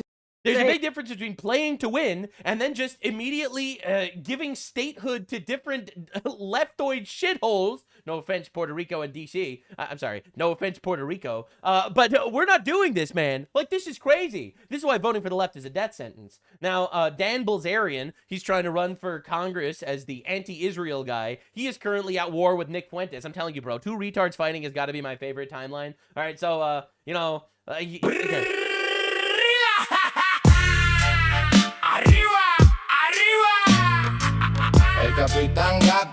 Yeah, he's a complete fucking retard. He's a complete fucking moron. All right, so it's just really trouble in paradise, man. All right, so, you know, he ended up being 12% Jewish, despite the fact they made his entire personality on saying Jews bad, Jews are all the issues in the world, Jews bad, we have to kill Jews. All right, that's basically what his entire platform is. So he's 12% Jewish, it turns out. So he drops this crying apology, all right, for being 12% Jewish. For the eugenicists on here, my lineage is mostly Armenian, Norwegian, and Swiss. Doesn't sound American to me, deport. I have a great-grandfather on my dad's side that was Jewish. He's a Jew, it's over. Not actually, but, like, actually, it's too bad. Sorry. Just like a guy who's 48% Korean and 12% Italian can go around LARPing as an Italian, and a black guy who's 12% Chinese would never be referred to as Asian. I am not ethnically Jewish, guys. According to Hitler, 1/8 Jew is a pure-blood German. Yo, according to the Hitler doctrine, I don't count as a Jew. Wow. That said, even Bobby Fischer, he was 100% Jewish, and he blamed the Jews for everything. Bobby Fischer snapped, all right? Bobby Fischer was a high IQ, genius chess player, maybe the best chess player of all time, and he snapped, and he went fucking crazy, by the way. He said they were criminals who worshiped the devil. He denied the Holocaust, claimed Jews were controlling the world until his dying day. Well, that last part's true, obviously. Bobby was one of the highest recorded IQs in human history. I mean, it's good that you're, you know, hanging your coat on that. Like, bro's 12% Jewish, and that's what's stopping him from falling into the depths of 60 IQ retardium. Bro's up there with 80% because of that 12% Jewish IQ, you know? Low IQ anti-Semitism is an Israeli Hasbara term popularized by Nick to discourage criticism of Jews. All right, so now... he's saying that being called retarded is actually Nick Fuentes, agent of Israel, inventing a term to discredit retards. Absolute cinema. Absolute cinema. You know, Dan Bilzerian, your dad would be 25% Jewish, which means technically he could make Aliyah and move to Israel, by the way. You are literally Jewish! It doesn't even matter! Bro, this is the greatest twist in American politics. Just absolutely brutal, bro. Brutal! 12% of Israel was promised to this guy 3,000 years ago, and he's crying about the Jews. Oh, just diabolical stuff. Now, Nick Fuentes, after getting... I gotta be honest here. All right, I disagree with Nick Fuentes' vote for Democrat strategy. I think it's evil and stupid and retarded and bullshit. Don't get me wrong. However, every single one of his retard friends, because yes, they were retard friends, Sneeko and Dan Bilzerian and Jake Shields and all these fucking retards that blame everything on the Jews, the low IQ anti-Semites, as we call them, they immediately stabbed this guy in the back for not towing the line that the Jews have time-traveling agents that killed Charlie Kirk. Okay, they all stabbed him in the back, and he just released the greatest pro-Israel speech in the history of the world. Nick, this is why Shlomo Fuentes, agent of the State of Israel, will always remain supreme. All right, I gotta say, this is the greatest pro-Israel speech I've ever heard. And then they try to bury me. It's actually... Gotta stand up for him. They really did him dirty. It was brutal. He basically made all these people's careers, like all these people who were saying the Jews did everything wrong, he basically made all of their careers, and they all stabbed him in the back for not hating Jews enough. It was pretty incredible. And everyone then I'm at fault for everyone attacking me. Why'd you let everybody try to attack you? Well, listen. Sounds to me like what Israel does at war. I'm not going to take credit for them trying to attack me. I will absolutely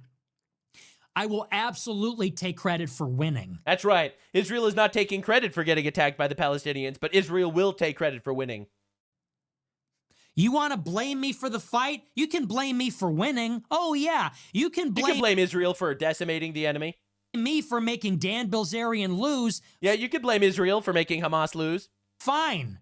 I don't start the fight, I'll finish it. Israel didn't start the war on October 7th, or the war on 1948, or when the Palestinians massacred Jews in 1929. Israel didn't start any of that shit, but they did end it. And you will lament and say, why couldn't we have just unified? And the Palestinians crying, why couldn't we just be friends after we started a genocidal war to destroy the Jews? Them. I didn't fire the first shot. Israel didn't fire the first shot. But you know what? In 2 years, when Jake Shields and Dan Bilzerian are irrelevant... When the Palestinian movement is dead in 2 years... You can thank me for finishing it. You can thank Israel for obliterating the terrorists. I'll take the credit for hitting back 1,000 times harder. Israel will take credit for hitting Hamas back 1,000 times harder than they hit Israel. And more effectively. Isn't that always how it goes? Yes. They think you're virtuous because you have no claws. Right? They think that Israel's virtuous because they have to follow the rules of the United Nations. Dan Bilzerian and Jake Shields and all of them put together are virtuous because they have no claws. That's right. You think they're virtuous because they keep losing wars? Because they draw no blood. Because they keep losing wars? But that's not how it works. That's not how it works. You know, if I were weak... If Israel was weak... I were weak... and they were able to knock me off. If the Palestinians were able to kill the Jews in Israel, maybe then everybody would be feeling sorry for me. Then people would feel bad for the Jews. Maybe then they would come around and want to support me. Maybe then the world would be on the Jews' side if the Palestinians were strong enough to win a war. It's only ever because I punch back 100 times harder. It's only because Israel punches back 100 times harder. That then suddenly everybody's got a problem. Now everyone has issues with Israel.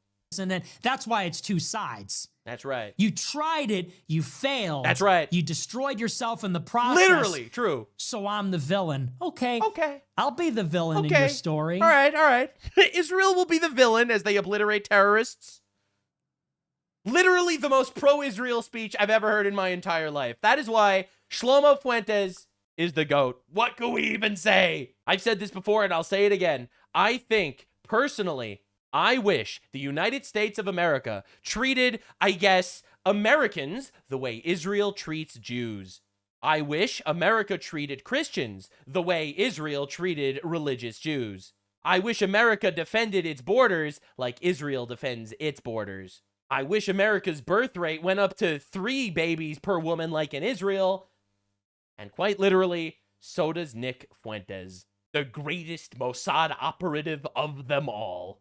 Man, it's just been absolutely wild watching every single Trump op just completely fall apart. It's just been wild to see it happen, I'm not gonna lie.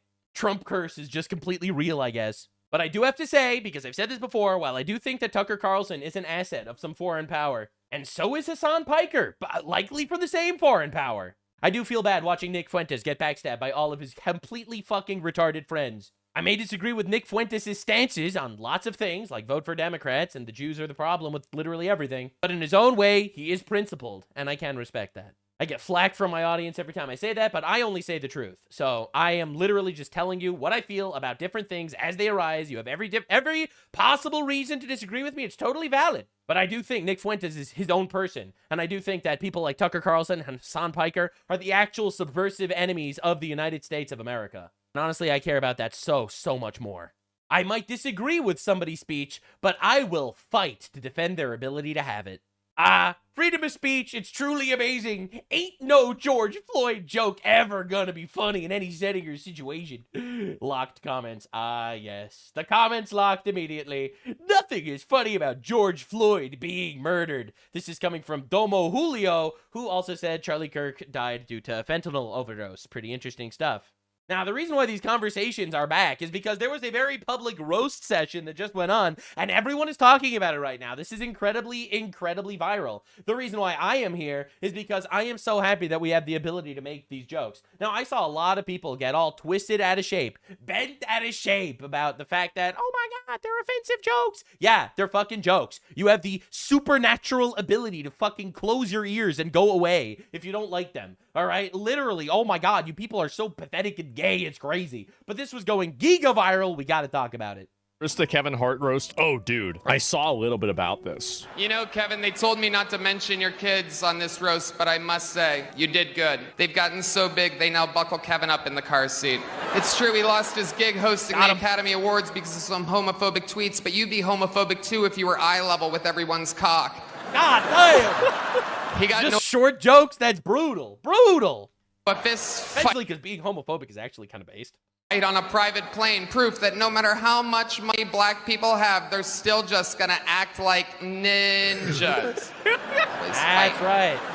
Like Bill Cosby, Hart is a black comedian from Philadelphia, and like Bill Cosby, women don't know when Kevin is inside of them. Done good though, Kevin. The black community is so proud of you. Right now, George Floyd is looking up at us all, laughing so hard that he can't breathe. Oh, no! God bless you, Kevin. Oh my God. Looking up. Black people being murdered by a police officer begging for his comedy material. Bro, these people are crying. Bro, the reason why people are making fun of George Floyd is because of the reaction. All right, let me just explain the joke. The joke is, this guy was a criminal, drug addict, domestic abuser, resisting arrest, and died of a fentanyl overdose.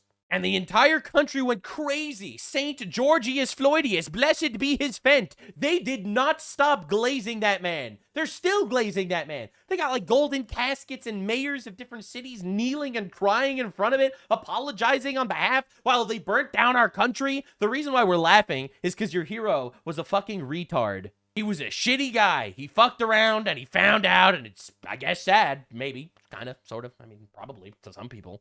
Fentanyl overdose is a hell of a thing. The left is still fighting to bring in more of that shit, by the way, just to understand what we're dealing with. So, again, just for context, that is why people find it funny.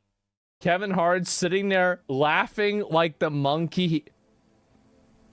Really, bro? Everybody else is laughing at every joke, but once you bring in St. Floyd... You don't bring up St. Floyd. Oh, you can't say that! Tony reminds me of Charlie Kirk, in that he's definitely been on camera letting a guy unload in his throat.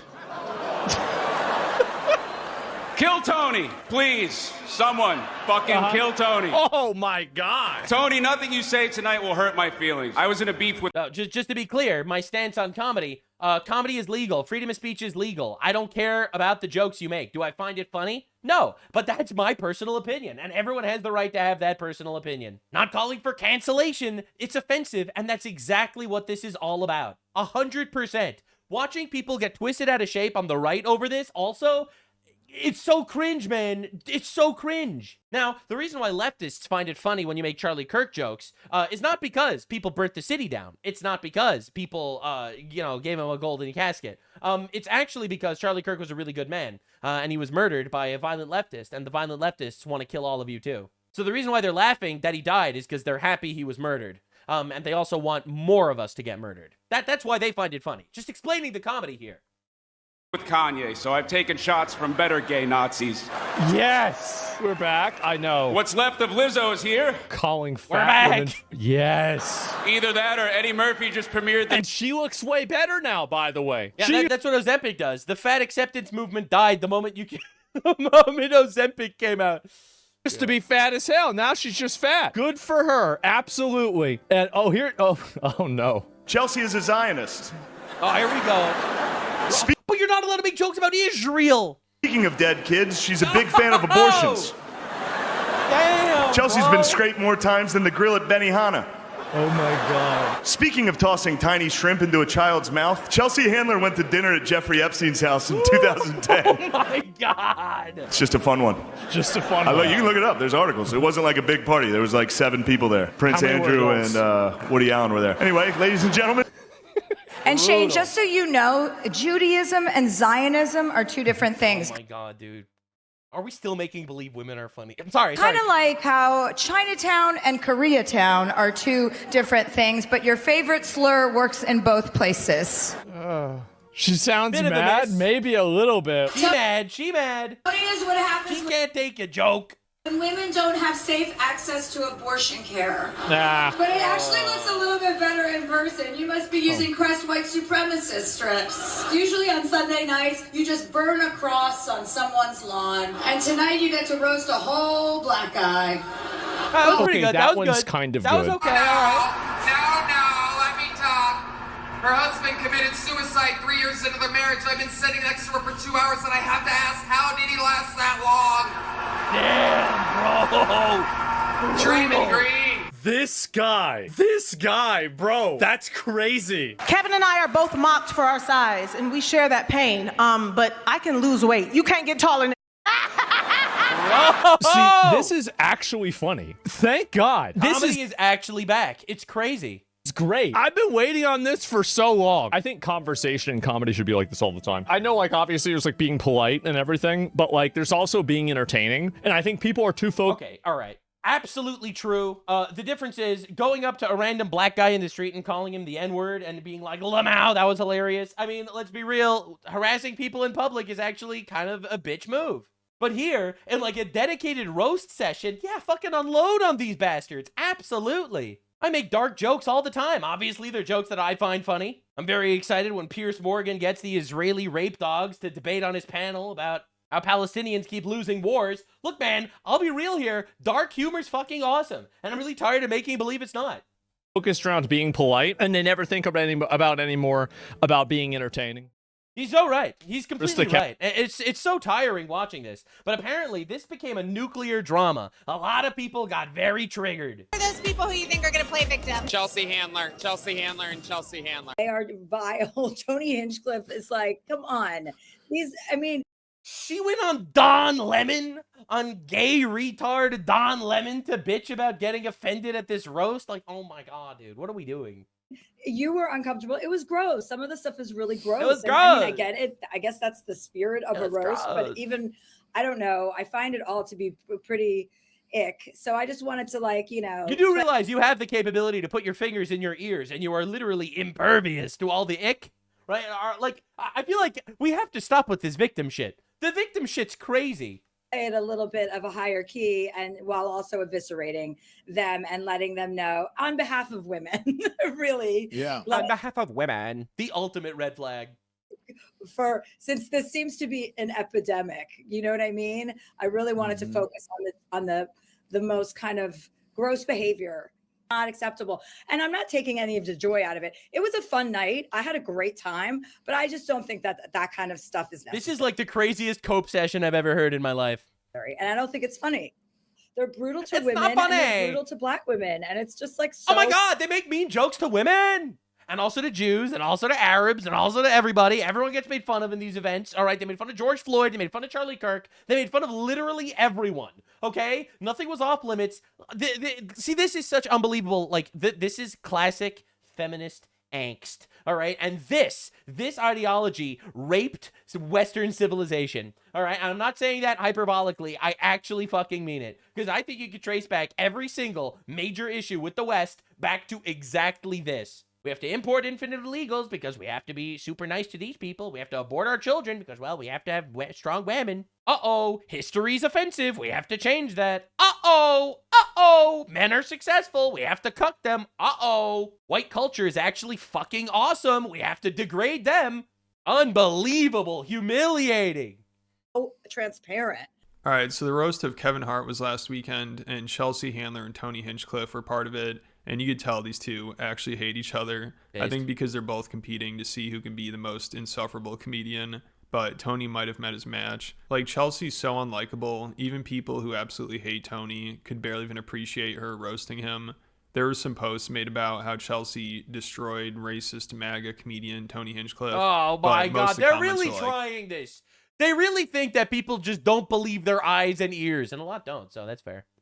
This lady sucks. She has no right to talk. And at least Tony thrives off of being a heel. You know, he likes to be offensive and upset people and be the villain. But Chelsea wants people to like her and now tries to be a social activist and politically correct, but it doesn't work at all. Like, some of her shows even get protested by the crowd she tries to pander to because she's a Zionist, which before bringing her up, Shane Gillis, who was hosting the event, mentioned that she's a Zionist and went to an Epstein party, which I guarantee that got to her the most out of all the jokes made about her. It makes sense. I mean, hello, Jeffrey Epstein was not a very good guy. Then also her roasting Tony and Shane wouldn't work as well because the people who want to see Tony get called out for being a racist and a Trump and Joe Rogan dick rider are also very anti-Israel. So Shane introducing her by calling her Zionist made all those people be like, yeah, let's not give her credit here. You know, she's just as bad as Tony. I mean, it's crazy on Reddit. Even the positive posts people are trying to make about her roasting Tony, she was getting a ton of backlash in the comments.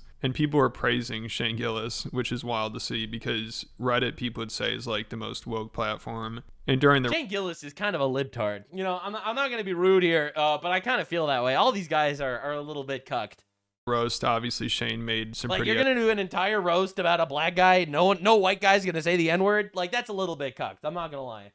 edgy jokes that people are getting offended by, like Chelsea. But I guess since Shane called her out for being a Zionist, people on Reddit were able to look past his offensive jokes.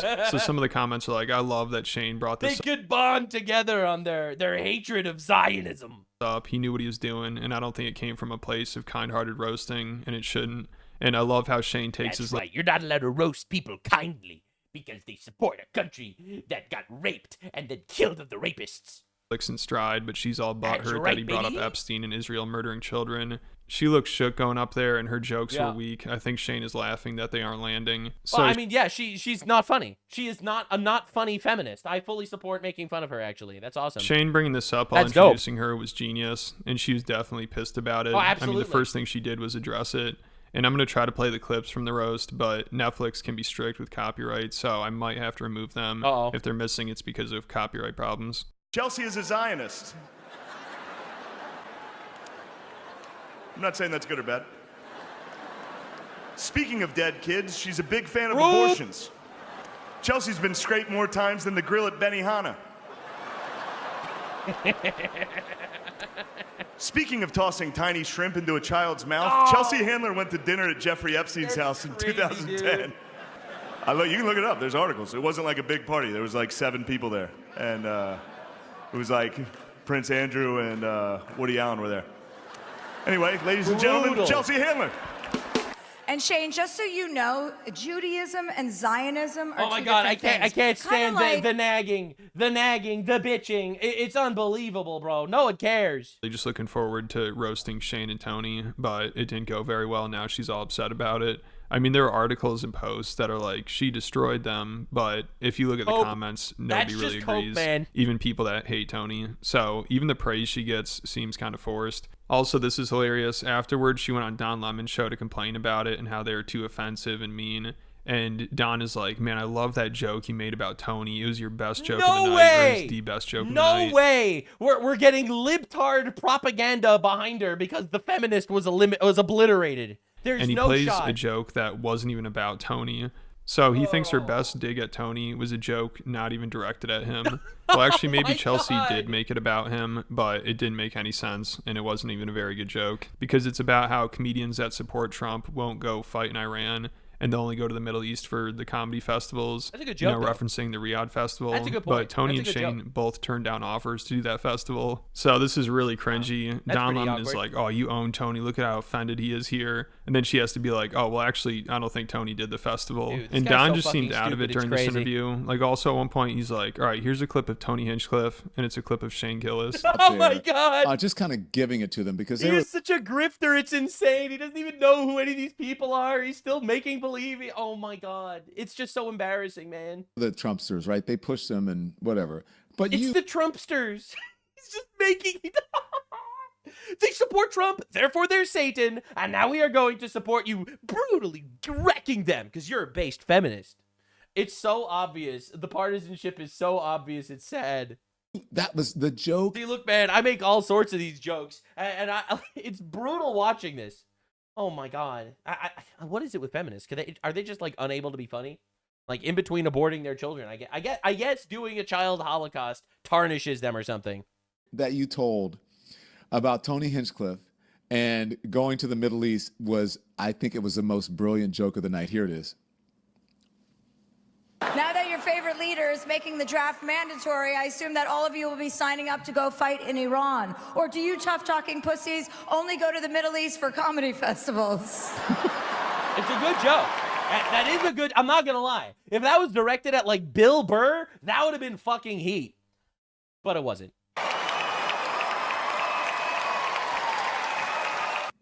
It was that look at the end that got me. He did not. I don't think he liked it. I don't know if he was acting, but that was brilliant, Chelsea. Well, I appreciate that, but I'm not even sure Tony went to the Middle East. He was he? That was just directed towards the group of them that did. Kevin did. Kevin went. Yeah.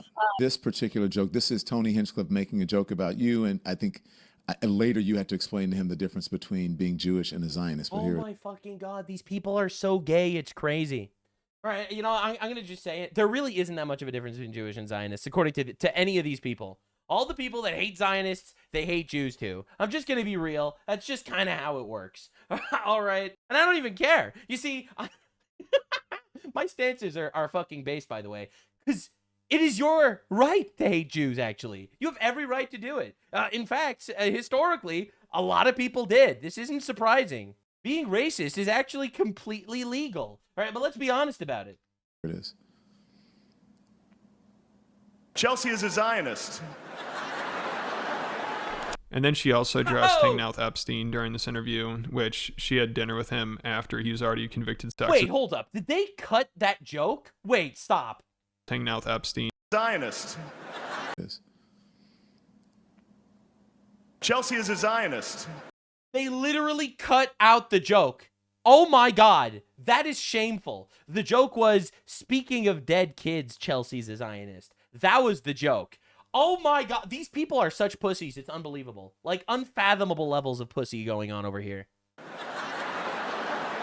Wow. And then she also addressed hanging out with Epstein during this interview, which she had dinner with him after he was already a convicted sex offender, so it doesn't look good. But of course she acts like she didn't want to be there. So also she complained about how Tony and Shane were too offensive, you know, they're sexist and racist, because Chelsea is so politically correct. I mean, again, people would say she has no right to talk if you look at some of the jokes she's made. Like, she complains about Shane and Tony's racist jokes, but she literally made racist jokes about a 3-year-old. For some reason, she really likes taking shots at Angelina Jolie's adopted kids. When her adopted son from Vietnam was 3 years old, Chelsea said he probably doesn't know he's Asian yet. He certainly doesn't know he's going to be a horrible driver and that he's going to be amazing at doing nails. I mean, that's kind of funny. So making fun of a comedian at a roast is too far, but making fun of a 3-year-old is fair game. I think all of it's fair game. But everybody knows she hates kids. Also, when it was rumored she's aborting them, that Brad Pitt and Angelina were getting divorced, Chelsea said Brad has a drinking problem, probably because instead of hanging out with George Clooney and Matt Damon, he's stuck in a house with 85 kids speaking 15 different languages, and he's married to a lunatic. And Chelsea made a joke about another one of their adopted kids. She said he must be so pissed off. He probably thought he hit the lottery after being rescued by an A-list actress who's going to take him from third world Cambodia, only to find out she's going to take him to every other third world country in the universe. But of course now Chelsea's like, oh, I can't believe how rude comedians are. What's wrong with them for making fun of me? This is literally the feminoid hive mind. All right, it's like making all these jokes are fine as long as I'm not the target. Offensive jokes, and she acts like the jokes about her during the roast didn't offend her, but they definitely did. You went on Don Lemon to cry about it. Obviously, they offended you. We knew Chelsea Handler would be available today because it's Mother's Day. She once stated 50 Oh my God! Brutal. cent, not the first time a Jew bent over for 50 cent. She's aging like a vegetable in Lizzo's fridge. And she fucking sucks and always has, by the way. Her whole act is just talking about how it's stupid to have kids. We get it, your ovaries are busted. That's like if Kevin's whole act was about how roller coasters aren't that cool anyway. But seriously, Chelsea actually had her eggs frozen, not on purpose. They're just inside of a cold, frigid bitch. Damn! Well, there is real animosity there. They fucking hate each other. It's crazy. Tony Hinchcliffe is like, come on. I mean, you were uncomfortable. It was gross. Some of the stuff is really gross. It was gross. It was gross when he made fun of me because it was about me. But it's not gross when he make fun of other people because it's about other people. I mean, I get it. I guess that's the one protected class. Women. All right, you can make jokes about Jews, you can be negative about Israel, but you cannot criticize women, ladies and gentlemen. Spirit of a roast, but even I don't know. I find it all to be pretty ick. So I just wanted to play it a little bit of a higher key. This is and crazy. While also eviscerating them and letting them know on behalf of women. Really. On behalf of women, I eviscerated them. This is the most insane cope I've ever seen. Yeah. since this seems to be an epidemic. Dude, literally look at the chat. I love how you put those stupid men in their place. Oh my God. Dude, you were literally mogged by Lizzo. Can we take a moment to recognize that Lizzo did a better job? That is sad. That is sad, bro. You know what I mean? I really wanted to focus on the most kind of gross behavior that's rewarded. Yeah. Yeah. Okay. Were you uncomfortable? I mean, no, it's pretty hard to make me feel uncomfortable. It's super hard. I got the ick. I was disgusted. It was so mean. I had to fight for women. I wasn't uncomfortable though. I'm basically unfazed by criticism. You know, I don't really care enough about any of it, but I definitely was like, this isn't funny. I don't think some of this is funny. You know, that's it's fair. Like, you don't have to find things funny, I guess. But what is with this public crash out? Like, I don't think jokes like that are necessary. It's like if you can't. The joke is not necessary. We need to clamp down on unnecessary jokes right now. Right now, the same way you clamp down on your ovaries after killing a whole lot of children. Think of things to say in a more clever way. Why would you ever make a joke about a noose? Like, it's just not acceptable. And what are we even fucking talking about? I'm not taking any of the joy out of it. It was a fun night. I had a great time, but I just don't think that kind of stuff is necessary. And I don't think it's funny. And since Chelsea's a 50-year-old crash feminist with no kids, she has this really bad white savior complex. Like, she made this Netflix documentary about her white privilege, which was so cringy, and it was all about herself. Bad, and when her ex-boyfriend 50 Cent said he was thinking about voting for Trump, she said she had to call him and remind him he's black and can't. Oh my God. Oh my God. Like, every issue with Western civilization could be traced back to this shit. I'm not even kidding. Vote Republican. I mean, it's also really creepy how much she infantilizes black people, which Matt and Shane actually talked about this on their podcast years ago. No, but I remember seeing her show. Least racist person, dude. She did a whole show about, like, confronting her white guilt. Okay. So, dude, she goes to No, it's not interesting. Actually, the reason why the black guy murdered Irina Zarutska was because of socioeconomic conditions. a spoken word, like a poet jam. And then asked to speak at the end. I'm filming a documentary, as you may or may not know, about white privilege. Bro.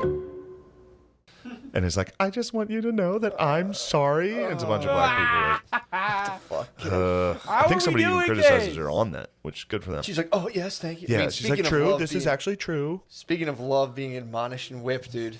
Well, she apparently must be, I guess her white privilege special gave her the necessary powers to remind 50 Cent that he's black and should vote Democrat. Oh, she did that publicly? Yeah, he was like, fuck this, dude, 60%, I'm not paying this shit, this is bullshit. And she was like, I had to remind 50 Cent he was black. So he doesn't want to pay 62% of taxes because he doesn't want to go from being 50 cent to 20 cent.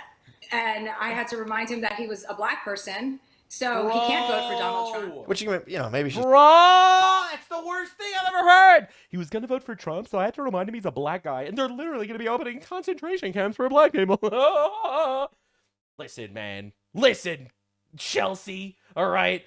We ain't living in paradise yet. No, I'm kidding. I was obviously a joke. That was a joke, and you can handle it, right? She's kidding, but it's like... No one on earth needs to remind 50 Cent that he's black, dude. That's literally like if you wanted to pick the blackest dude on earth, maybe it's 50 Cent.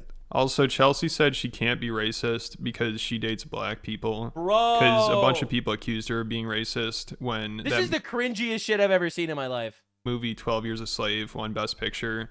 Chelsea used it as an opportunity to promote this book about her trip to Africa called Uganda Be Kidding Me. Oh my God, and she dude. got a bunch of backlash for it. And she's like, come on, I date black people. I'm not racist. So she is something This else. is But then she miserable. loves calling out everyone else for being racist.